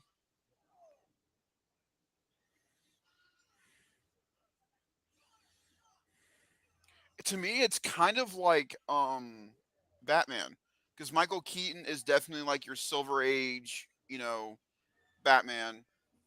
Uh, Christian Bale would be your like New 52, you know, darker era of Batman, and then Pattinson would be your DC Black Label Batman. Like all three of them together. See, I don't know. I don't know. I have never seen a Batman movie That's a except for lie. the except hold on, I'm getting there. An older Batman movie in the past where I was like, I'm either like, yeah, that was a good Batman, or yeah, that's a good Bruce Wayne. I'm still kind of like that. I think Robert Pattinson has the best like progress that I do believe that his Bruce Wayne, when we get to see it, will be the best It's gonna Bruce be Wayne. great.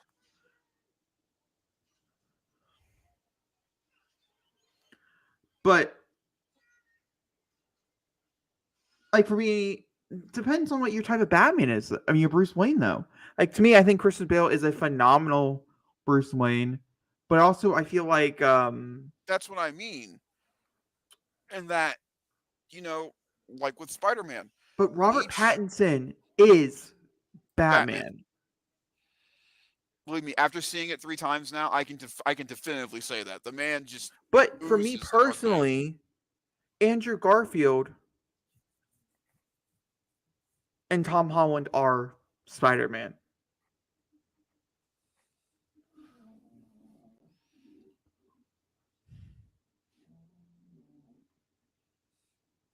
It's a clever way to use old footage for both him and Sandman. It's a clever way to use footage because I was trying to remember where the Sandman stuff came from, and it's from when at the end, it's in the middle of Spider-Man 3 when they had the fight in the subway, and he lands in the water and he's turning into mud. They reversed it and had it where it was sand becoming skin. They reversed it. Why couldn't they just shoot it with the actors? So they did Rife Ians and the guy who plays Sandman during COVID. So they Yeah, did voiceover work for they did. both. Tobey Maguire the same way. Yeah, Yeah, when they're when you see him without the mask, that's him yeah. on set. When he's in the mask, he's doing voiceover work. Garfield was the only one that was on set and doing voiceover work both, but Rife Ians and the guy who plays Sandman couldn't be on set because of COVID reasons. So that's why they used old footage of them turning back into their normal selves because they weren't physically on set.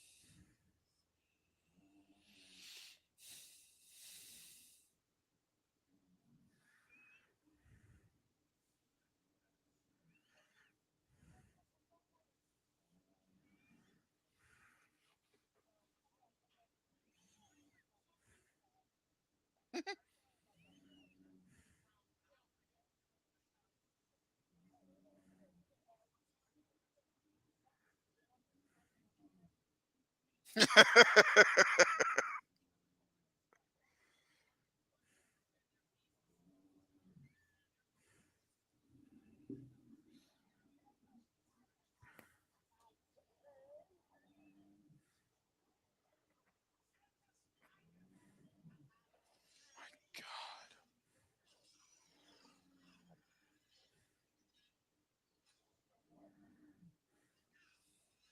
By the way, there was a reference to Spider-Man 1 right there with when Goblin comes in. If you watch Tom Holland, that rotation he does past the Goblin blades, that's what Maguire did when he first introduced the Goblin blades in Spider-Man 1.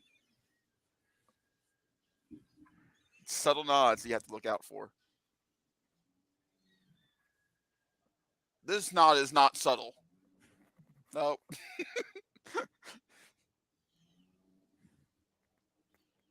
No, it's satisfying. Yes. This is the most satisfying moment I've ever had in a film. Besides hearing Captain America say Avengers Assemble, this is the other one.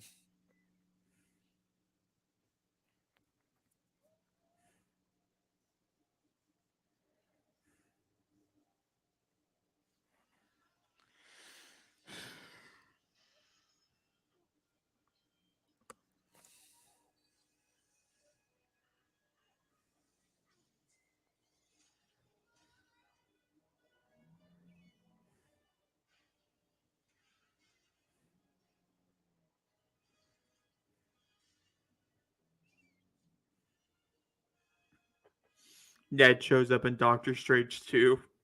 Listen. Listen. The cameo nobody ever wanted. Expected. Earth 712. Ned leads. Sorcerer Supreme.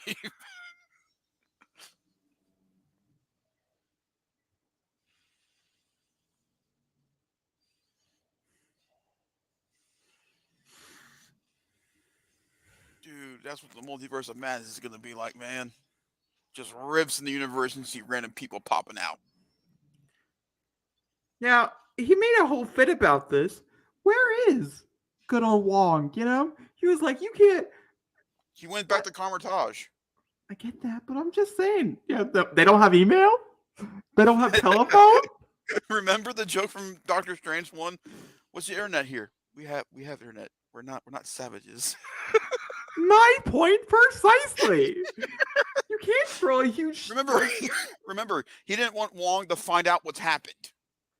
I'm sorry. I think this escalated a little bit, Zachary. I think it stayed right there in the middle. I think you're wrong, but that's fine. Well, we can't be right all the time, can we? Yeah, you would know that, wouldn't you? Yeah, so would you. Yeah, not as much.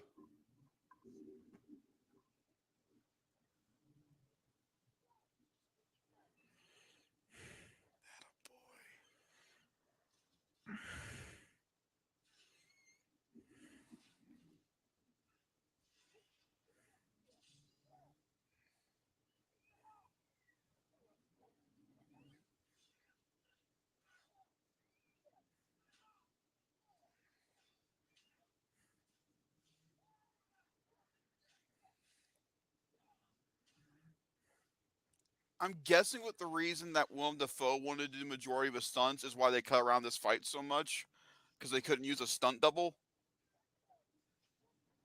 which I understand.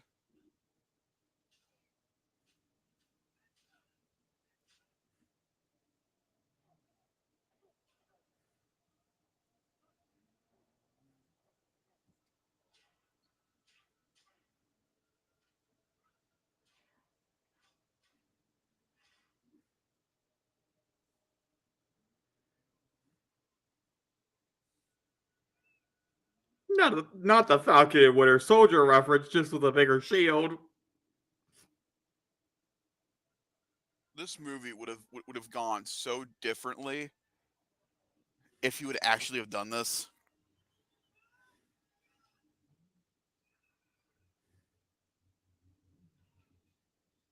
That is a what if episode for a like a I would love to see.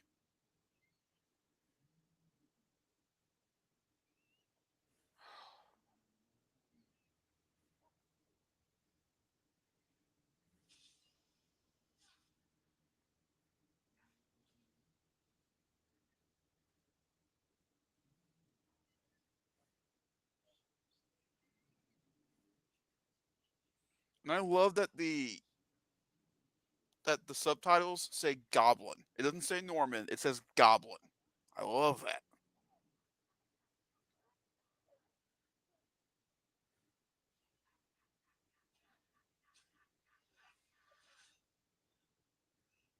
Why doesn't DC see it, man? He'd be a perfect Joker. The laugh is just there, you know. He's Green Goblin, you know.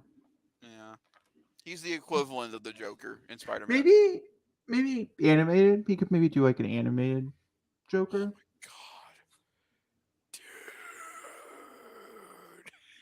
god, dude! but definitely like not live action. I would eat that shit up if that was the case. Did you see Kite Man's getting his own show? As he should. Have you seen Harley Quinn? Yes, but He it's gonna be like deserved. Cheers. Yeah, he deserved better. That's exactly what I would expect it to be. Nothing else. Nothing less. I have to say, I'm very excited.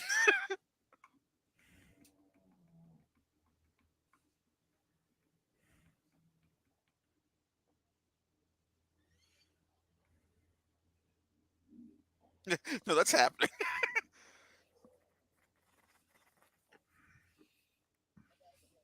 Craven the Hunter, Scorpion.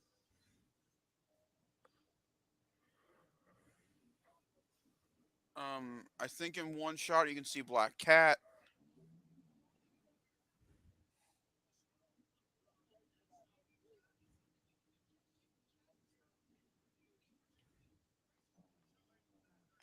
Rhino, Mysterio.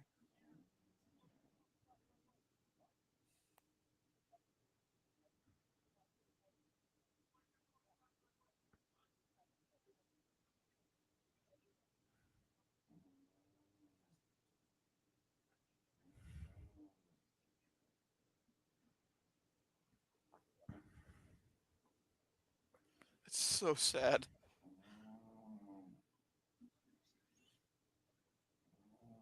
The devilish twist I did not see coming when seeing this for the first time.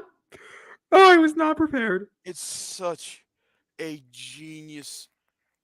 Like if you not from a like not from a movie point of view, from a business point of view, this is a genius move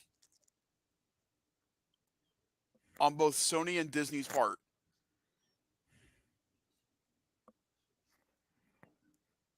Genius. If in any time you want to take Spider-Man out of the MCU, how do you do it? No one remembers him. They wouldn't know.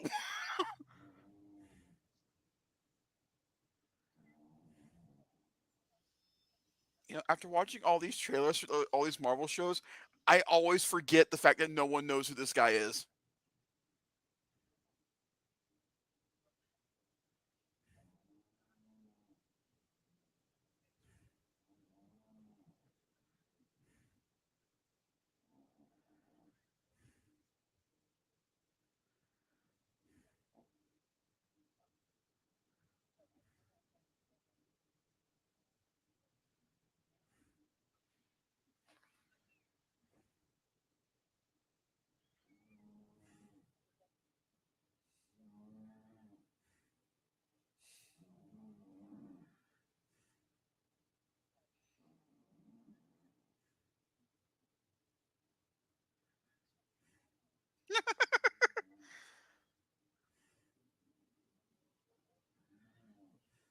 How is it that within 3 years of each other, Marvel gave us two reunions that we never thought we'd get to see ever?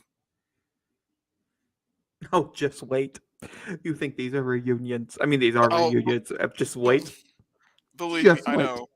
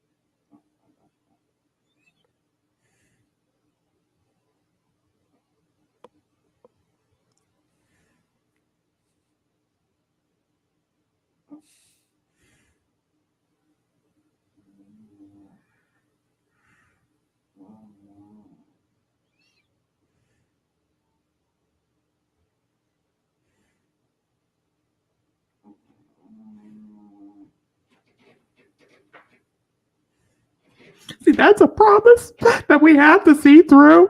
So, bitch, there has to be a sequel. This is the new Avengers Assemble.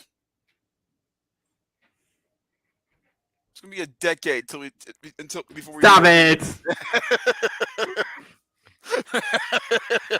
I get maybe like a little break, but like a little break. You get me? Tiny. Honestly, like a year. Maybe less than that. 6 months? How fast can you crunch? Where's that script? I'm sure it's floating somewhere. If this didn't happen, Peter would have been a great cameo for Miss Marvel as a young superhero. That would have been a really good talk for him and Kamala to have. But that can't happen now unless she just knows Peter as a friend. That'd be a nutso cameo, wouldn't it? See, I have to wonder because magic comes with a price. And sure, Yeah. you could say the price is the fact that everybody forgot him, right? But I've also read scenarios where someone would ask to disappear, like he asked, essentially, is what happened here. And no matter what, they always forgot him. Yeah. Now, I'm not saying that will happen here. You know what I mean? Probably not, because what's the movie where everybody forgets who you are? If Loki taught us anything, there's always a fixed moment within your within your reality. There's always a fixed moment. Something that's always consistent is going to happen. And Doctor Strange will reiterate that in Multiverse of Madness. There's always a consistent thing. What's Peter Parker's consistent thing? Everyone knows he's Spider-Man. That's So true. he broke that consistency with making this spell. So the ramifications going forward within Spider-Man, whether we see something with Andrew Garfield or Tobey Maguire, we could see there could be a ramification with those two as well. They get back to their Earths or their realities. No one Uh, recognizes them. I don't know. How nuts would that be? He get Toby's Peter gets back to his reality, and Mary Jane doesn't recognize him. What if he has a kid? Peter Parker asked that no one recognize Peter Parker or Spider Man with reality being shown. You don't know what can happen. But like we keep speculating about Doctor Strange, Wanda Maximoff is a consistent thing that has to be dealt with every single time. Him being Spider-Man is something that's constantly dealt with. There's always a reality where Tony Stark reveals himself as Iron Man. There's no reality where he's hiding it.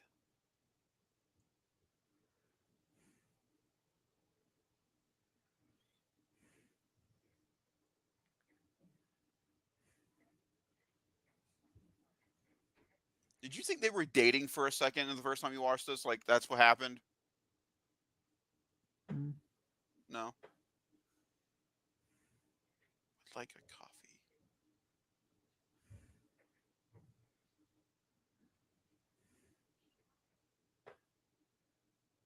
This is how good of an actor these two are. They play this off so well. Yeah.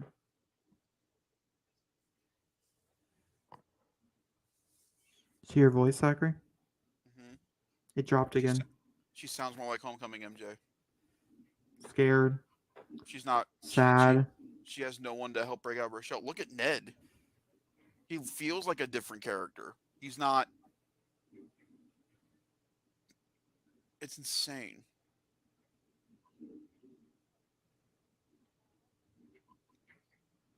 But this movie just also shows the beauty of what you as a person leave an imprint on people, and how it ultimately changes them moving forward. So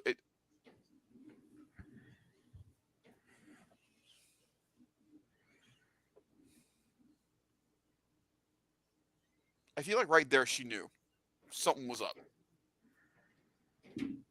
Well, I mean, if we're talking about fixed realities, MJ and Peter Parker are always a constant.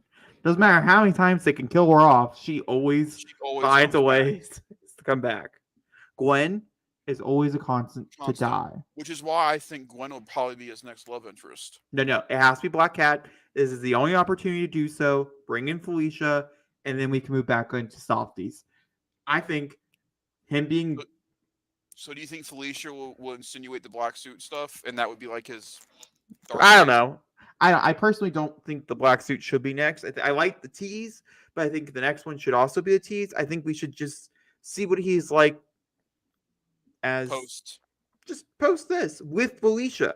I'd still want Felicia Day. I think that's the next opportunity. Have a movie where they're not together. You can show him checking on her in MIT, like keeping an eye on her at all times, but having this love affair, like this love tanglement with Felicia to set Yeah. that forward. And of course, they want to make it convoluted or whatever as movies do. That's fine. There's nothing wrong with that, but at least have it there. And he can do it because he's single, and things, and he's going through his emotions, but now he's an adult now, and so I think Felicia Day is the perfect next Hardy. Hardy. I meant that. I said it as soon as I meant it. Felicia Hardy is the perfect next candidate, and she's never been done in live action before. It all depends on how they do it. Because Felicia can come off You have to choose a the lot of right different actress. ways. You Yes. This be the perfect actress. She has to. It just has to work. Like, honestly, if they wanted to bring back what's her face from Rogue One to give it another try, No, I didn't like her.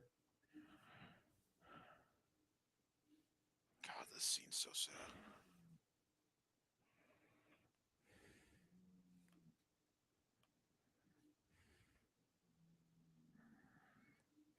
Look at Happy.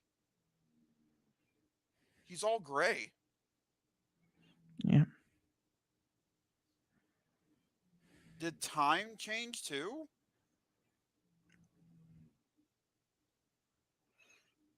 That's called sadness, Zachary.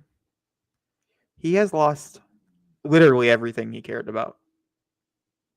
Without even realizing it. Everything.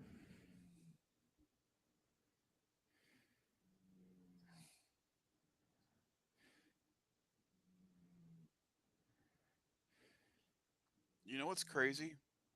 In a reality where Peter didn't have to make that sacrifice, probably would have took him in. Yeah, it would have been Pepper, happy. Happy or Pepper. him being like a surrogate brother to Morgan. God, that makes you just want to cry thinking about that. Ugh.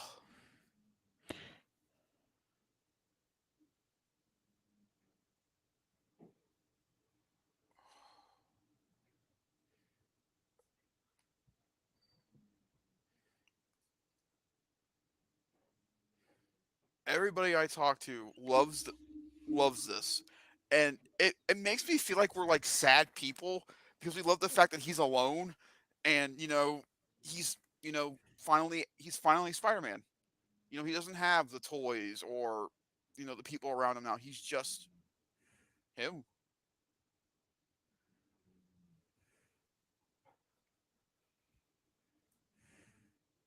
And this is one of the best nods to Spider-Man ever. The fact that the suit is now just a mix of all three of them together is so cool. I like that the cobwebs more defined on this suit. He looks like classic Spider-Man.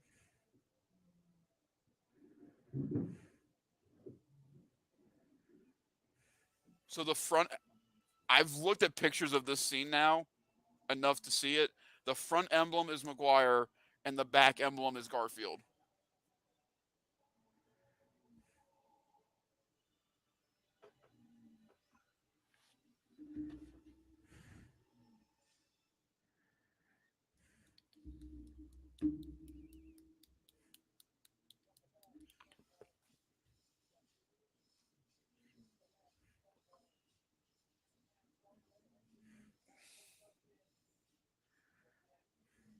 All hail God, Kevin Feige.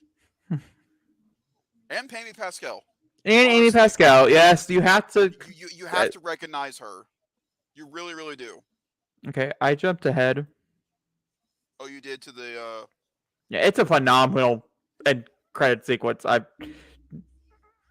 End credit, outro thingy that they do. It's fabulous. Oh, what, Tom Hardy? No. The whole sequence of like the end credit. So you can't say end credit sequence anymore because that would insinuate that you're talking about the Tom Hardy scene. But I'm talking about the thing that happens before the Tom Hardy scene after Did the you end of the skip movie. all that? Yeah. Wait, what are you talking about? Are you watching the Tom Hardy scene right now? I'm waiting on you. I'm here at the Tom Hardy scene. So am I. I'm just waiting on you to hit play. Okay, 3, 2, 1.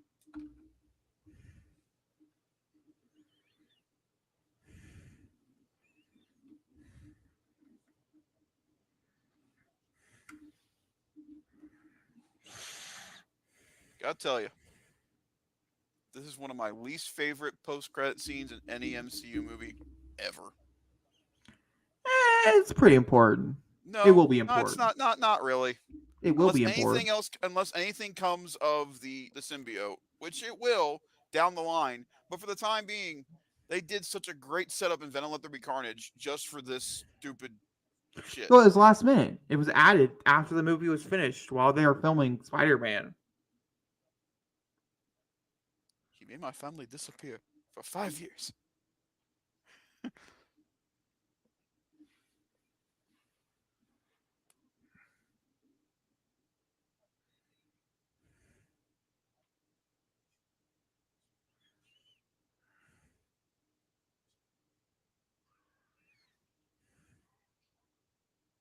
And doesn't Venom sound off to you?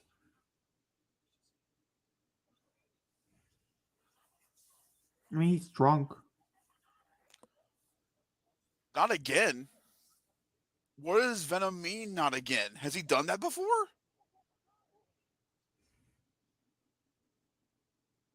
It's a connective hive. It's not just him. You have to. I think that's important because a lot of people are asking, well, Tom Hardy's Eddie Brock does not know Peter Parker, but there are many different Venoms out there that could know Peter Parker. Plus, the Venom from his knows Peter Parker. It's a connective hive. It was something that they introduced in Venom 2. So are we skipping to the trailer or not? We're not gonna watch the trailer. Okay. There's a better trailer out there. This is a great trailer. Yes, No problem with that trailer. But we've all seen the trailer. If it was exclusive to the movie, and they didn't release Be it different. online, it would be different. Of course, we would watch it. I mean, just to see Wanda, you know what I mean? It's just like it's a moment, but like, yeah, But there is something different with it though. In the trailer now, it doesn't say Doctor Strange's Multiverse of Madness at the end. It just says Doctor Strange will return. that's all it's always said. No, it said the title in the theater. Not for me. For the first time I saw it, it was Doctor Strange in the I've Multiverse of always had Madness. Doctor Strange will return.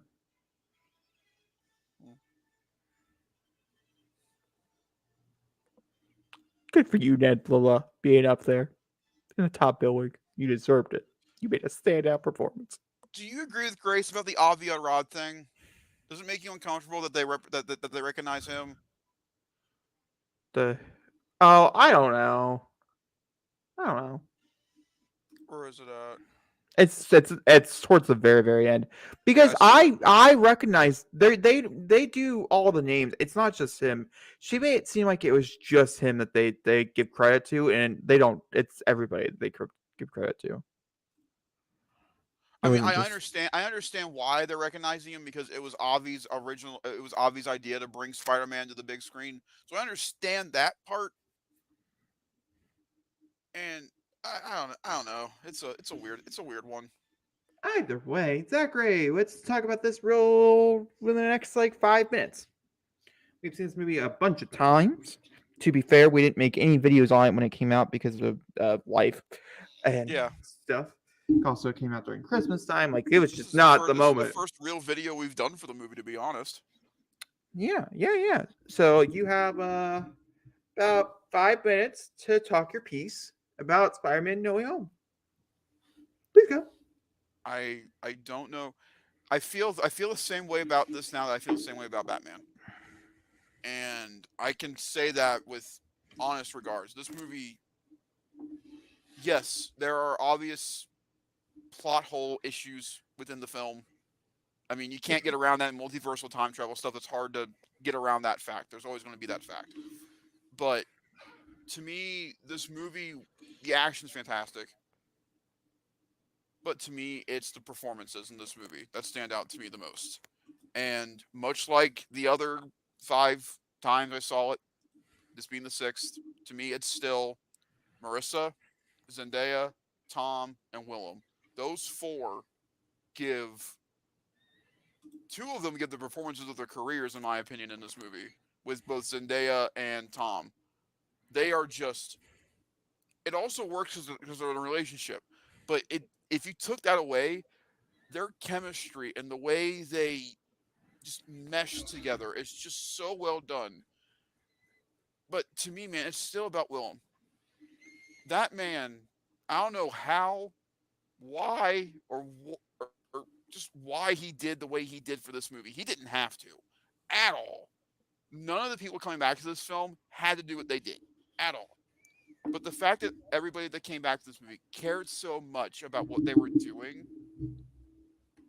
it just makes this movie feel not cheap. Otherwise, all of these characters coming back would have felt completely cheap and utterly useless if the performances weren't as good as they are in this movie. Now, watching the sixth time, I see your problems with Electro when he first shows up. I see it.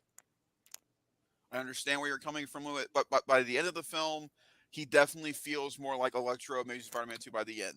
Still have major problems with him throughout To the me, entire thing, but that's fine. Obviously. um, you know, I've told this story to my brother, and I talked about it on the podcast before. But I've been watching Spider-Man in the theater for the past 20 years. I've not missed a single Spider-Man film in theater, not a one.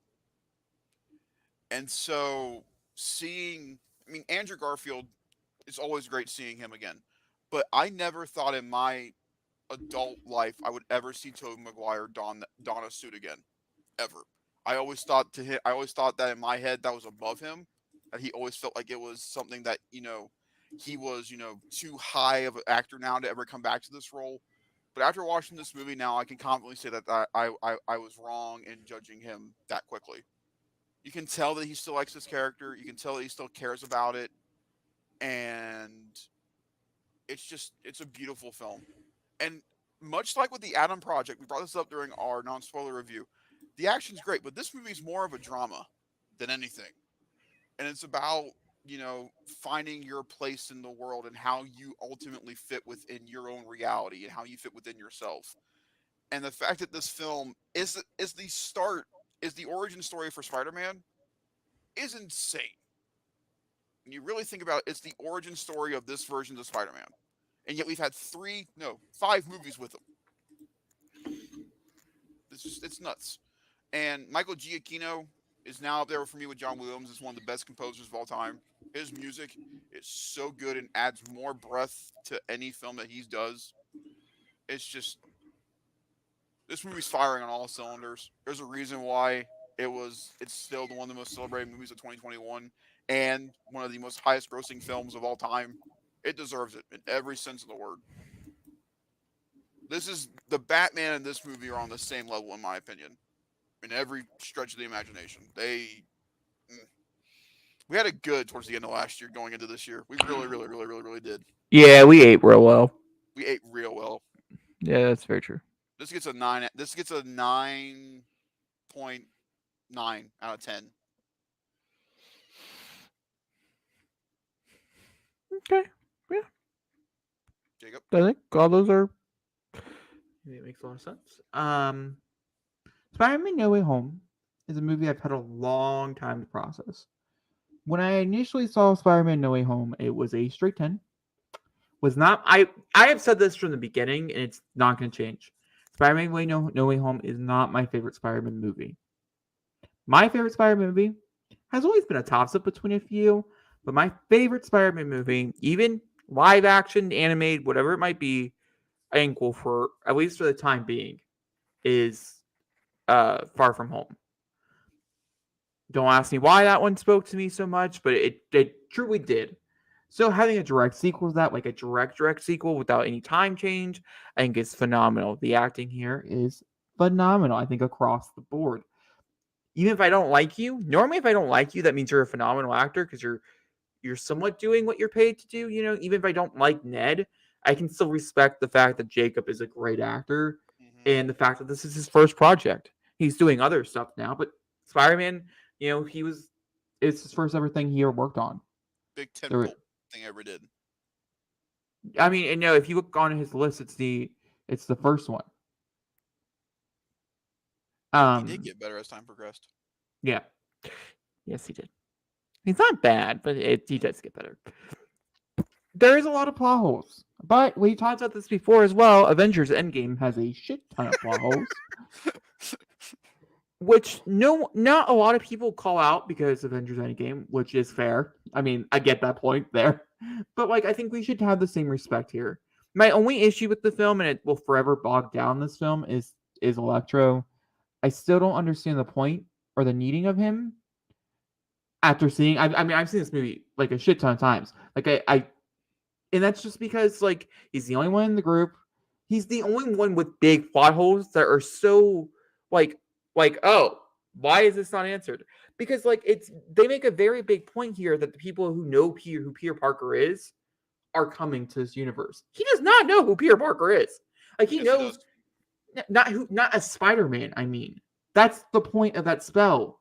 Is for Spider-Man. People who know who Peter Parker Spider-Man is. He does not. And they make it very clear at the end of the movie that he does not. By having the whole line, which is phenomenal, and has a great reaction to Miles Morales. Oh, I wish there's a black one like me. It's a great line. I get why it's there, but it just proves that plot hole even thicker, which is fine. Once again, that's what they decided to do, and I will die on that horse until the end of time because it's gonna forever irk me, which is the reason why. I love Tobey. I love Andrew. This is probably my favorite Tobey Maguire performance in any of the Spider-Man movies. He's so good in here. I really like him at the end of Spider-Man 2. He's gross. But that's about it. So this is great. This is a nice redeeming moment for him, which I enjoy. I like a redeeming moment. Andrew Garfield is not my absolute favorite in this one. Him being one of my favorite Spider-Mans of all time. It's probably the reason why, just because it's such a high pedestal or whatever. I get that. But I do love him in it, and I still cry at the saving Gwen moment. Obviously, I love Tom. Like I said, I think by this point, I think he is my favorite Peter Parker. He is my favorite Spider-Man.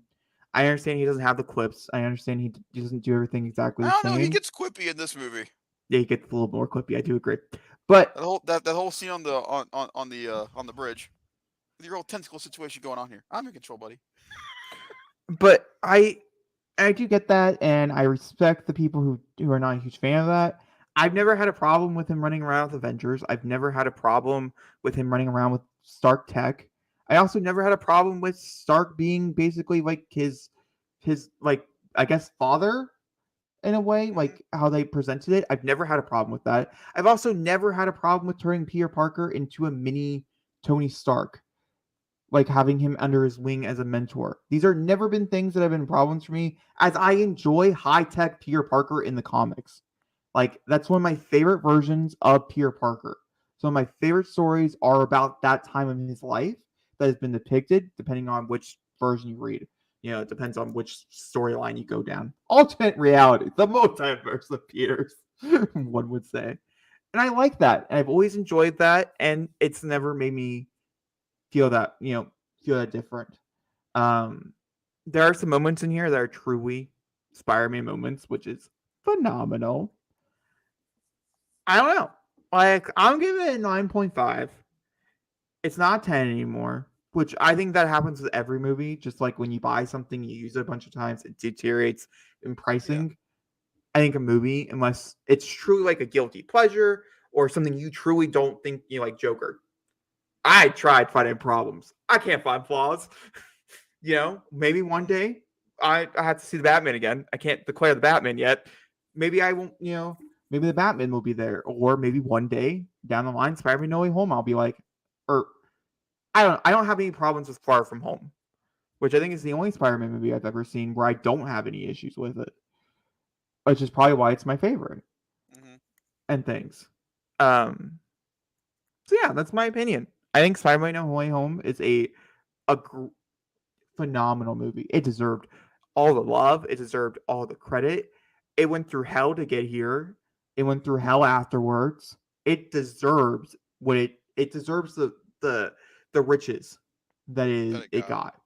Because like this is a movie that if you had told me 3 years ago that they were making without telling me anything about it, I'd already been excited because obviously it's Spider-Man. But then not having any leaks, me not knowing that Tobey Maguire, Andrew Garfield, all these people are showing up, Matt Murdock, having that scene spoiled for me like 4 days prior to the movie actually coming out. Like all these different things that should hurt my like enjoyment of that film. Yeah, it And didn't. still walking out thinking it's a masterpiece, even knowing most of the surprises. Like there was literally not a lot of this movie that was like truly like I did not know. Which in one regard sucks. In another regard, I'm used to it, so I'm basically over feeling bad about it. And I think that is like one of those things that I think is amazing. Because like I just remember back to watching Avengers again for the second time. I have a lot of respect for Avengers now, but I've told this story before.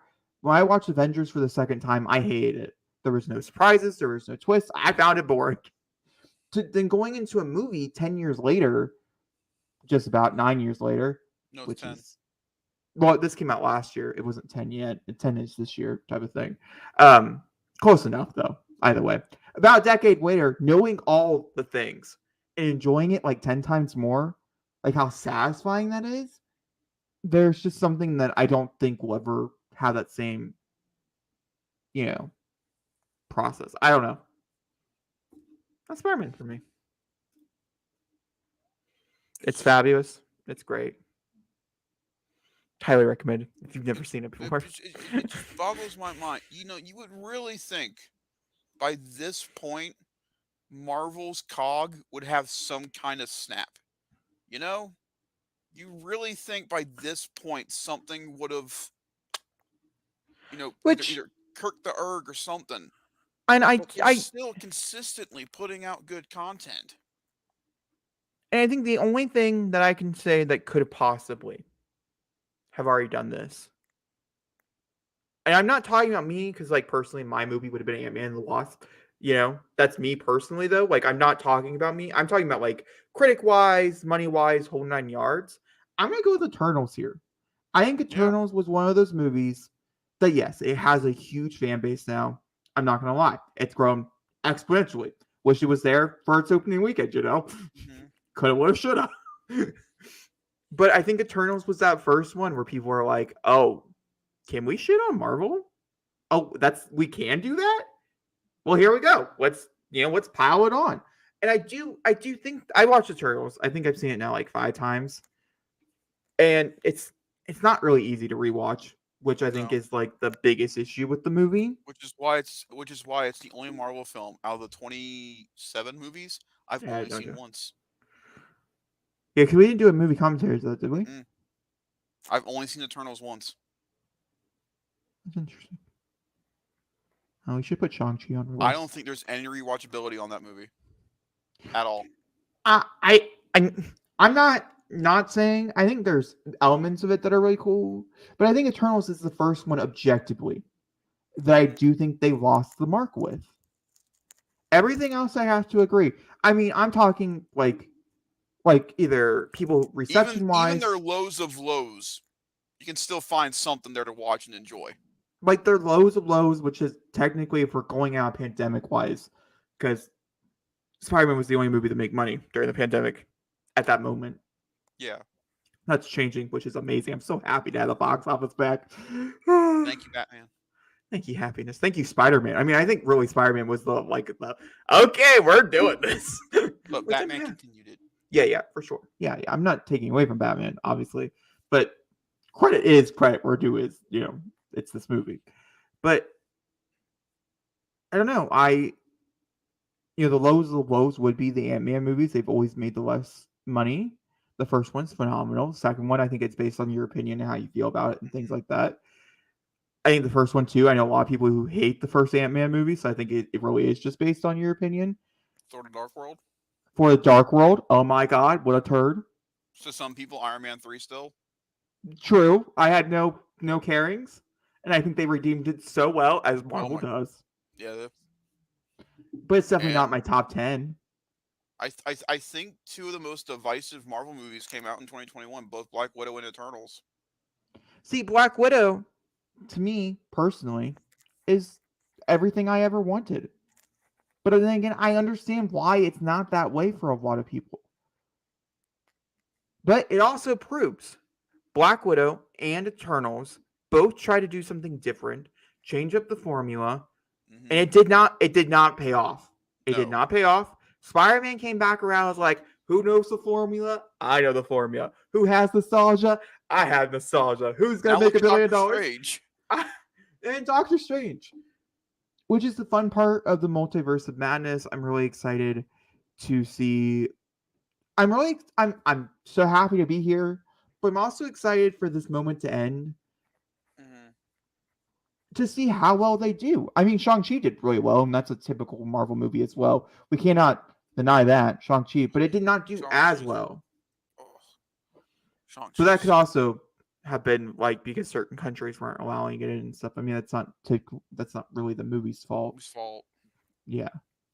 I think what Marvel should do is stick with their formula movie-wise and let their TV shows be where they try to do different things. I mean, look at Moon Knight, for crying out loud. That would not do well financially as a movie. Oh, well, let's see. I don't know, to be honest with you. Like, WandaVision wouldn't do well as a movie. WandaVision was made for TV. I also don't think Loki probably wouldn't. I think Falcon Winter Soldier. I think it possibly could have done well. To be fair, that does Loki really well. I agree with Loki you on that one. wouldn't have done well. Hawkeye maybe would have, because they would have a bigger budget and they could have got away with a few more things. And I think that one is a possibility. It would have been on the softer side, more like an Ant-Man, but I still think it would have been 600, which is not bad. That's really good for most movies, not for Marvel, but really good for most franchises. And plus, Hawkeye has that consistency of the Black Widow storyline going through it. I think exactly. Yeah. And so it does beg the question is that we're running from the fact that Spider-Man, once again, is a movie that is a 10-point movie to move a story forward. Spider-Man Far From Home was a 10-point movie to move Endgame forward. Spider-Man No Way Home was a 10-point movie to move Civil War forward, which is great. These are all things that I think is amazing. I'm so happy Spider-Man got to be used in this way.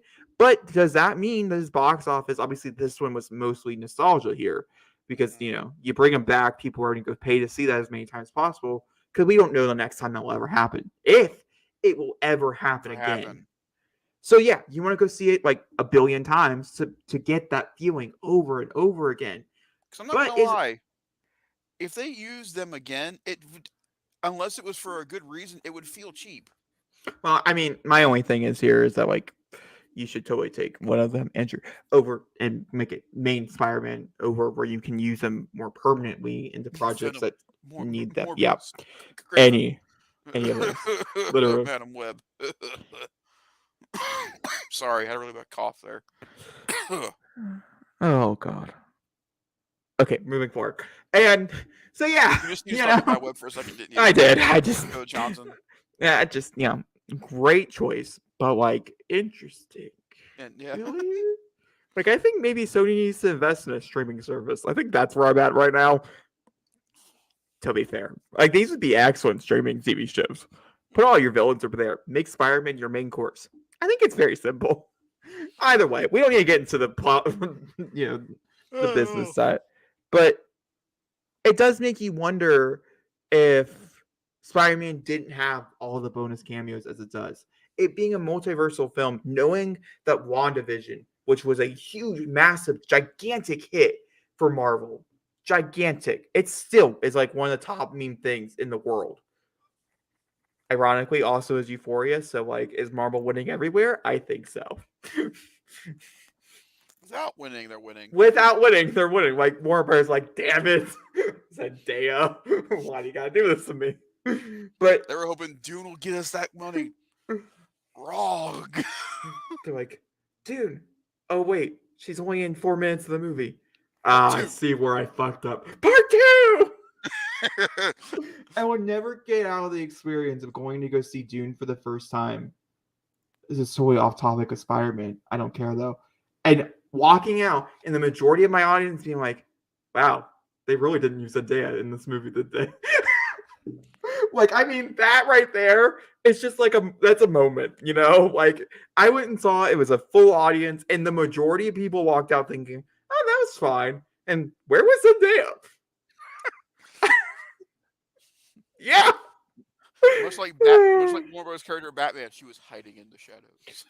Very hiding in the shadows and weird sand dreams. You know what I mean? Little sandy in my never mind. And so it does really make you wonder. Her performance. Whatever. I just stop.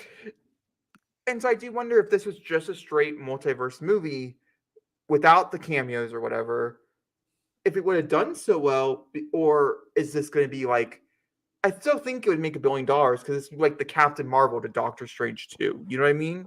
Yeah. If you would take out the nostalgia factor is what I mean. I wonder how much money will be taken away from this box office if either Toby or Andrew were not in this movie. That's what I mean. Like you can keep the villains. Yeah. But like if you took away the Spider-Man and you missed that opportunity, would people be so mad that they would, be like, no, I'm not going to go see that again? Or would it be enough to trade in the time you had with Andrew and Toby for more like William Dafoe or something like that? To flush out characters. You gave me something there. I would have loved that. So it does make it makes me wonder, what was the determining factor? Probably nostalgia, obviously. But like But is it one of the same thing for Doctor Strange? Well, you know what? If it didn't fail the first time, you can't go wrong. And I guess that's the only opinion. But doesn't that make you wonder though that say like Doctor Strange, say everybody says Doctor Strange is a fantastic film, and yet all they talk about from that movie are the cameos and. Well, I think this is another great point to bring here. The only thing talked about for Eternals was the cameo. Or not the cameo, but the bringing the wow factor of its end credit. That's the only thing that's talked about for Eternals. So is that what I'm trying to get at is that even though the cameos in this movie are great, the story around the cameos are good. Yeah, of course. Does it worry you that the multitude of cameos we're getting in Doctor Strange? Do you feel like they're hiding the fact that their stories all over the place and they can't find a way to put it together? No, Zachary. I have major trust in the screenwriter who has Doctor Strange, who did the whole thing. I also have trust in Sam Raimi. I have so much trust in the screenwriter. I don't know. Sam Raimi is a hit or miss for me, so I'm not fully in. I'm not fully there, to be fair. But the screenwriter, same screenwriter from Loki, like who wrote all of those, wrote Doctor Strange and stuff. I have trust. It's more the question is that Spider-Man No Way Home is a comedy. Doctor Strange 2 will obviously have comedic elements. It's a Marvel But movie, it's but it's going to be much darker and much mhm. more scarier and things like that. And so I think it's the balancing act. I think that's what's going to make this movie and make or break it. You can go see it a billion times because a person that you've been wanting to see on screen again interact with this other person like, oh my god, they're doing it. That right there could be enough to bring people back. But if the Yeah, tone's off, it will always feel weird. You yeah, always and feel like that didn't work out.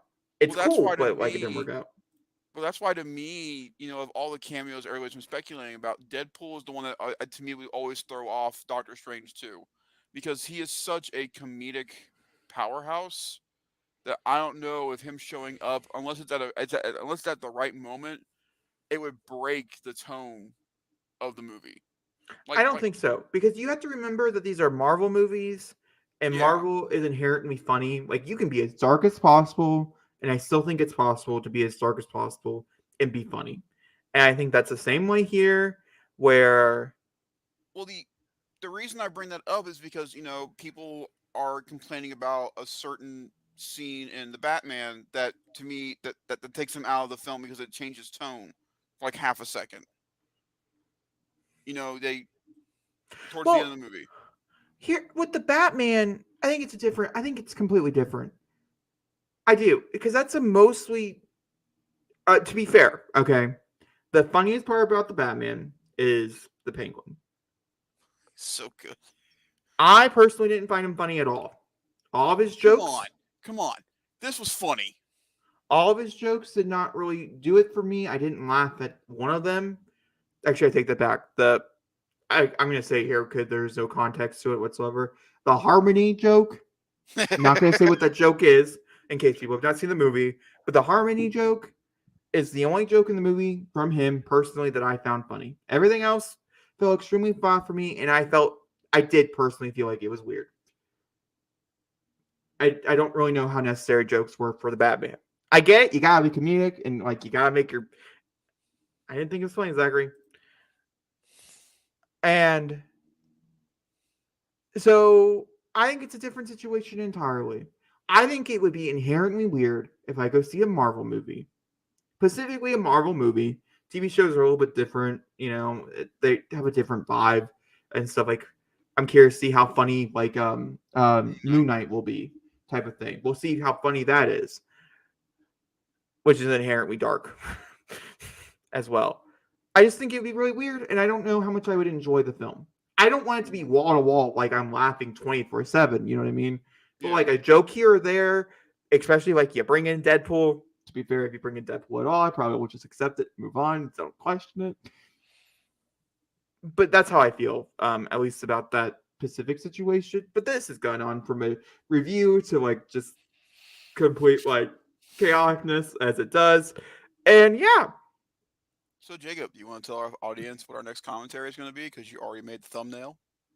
no, you will have to wait for that announcement at the next podcast. Right now, we are trying to do something. I'm not going to announce it here just in case, like I said, we fuck up. Uh what? What are we trying to do? The thing. The thing we talked about before you watched this. No. I'll tell you later. I'll tell you afterwards. You agreed. Don't worry. It's not like I'm signing you up to like join the devil cult. And so, you know, devil cult? Just kidding. Uh hmm? No? Okay. And yeah, moving on. Moving forward. The next thing would be our podcast where we will be announcing the next movie commentary and things. Mm-hmm. So yeah. Zachary, Do you want to go ahead and do your outro? As always, make sure to like, rate, subscribe. Make sure to hit that notification bell. That way you're notified every time a Weekend Movies Bro video goes up. We will see you guys on the podcast. Make sure to keep an eye out for the audio stuff for the Oscars, and we'll see y'all later. Bye. Yeah, that's true. We were coming Oscars. Okay, go. Duh, duh, duh.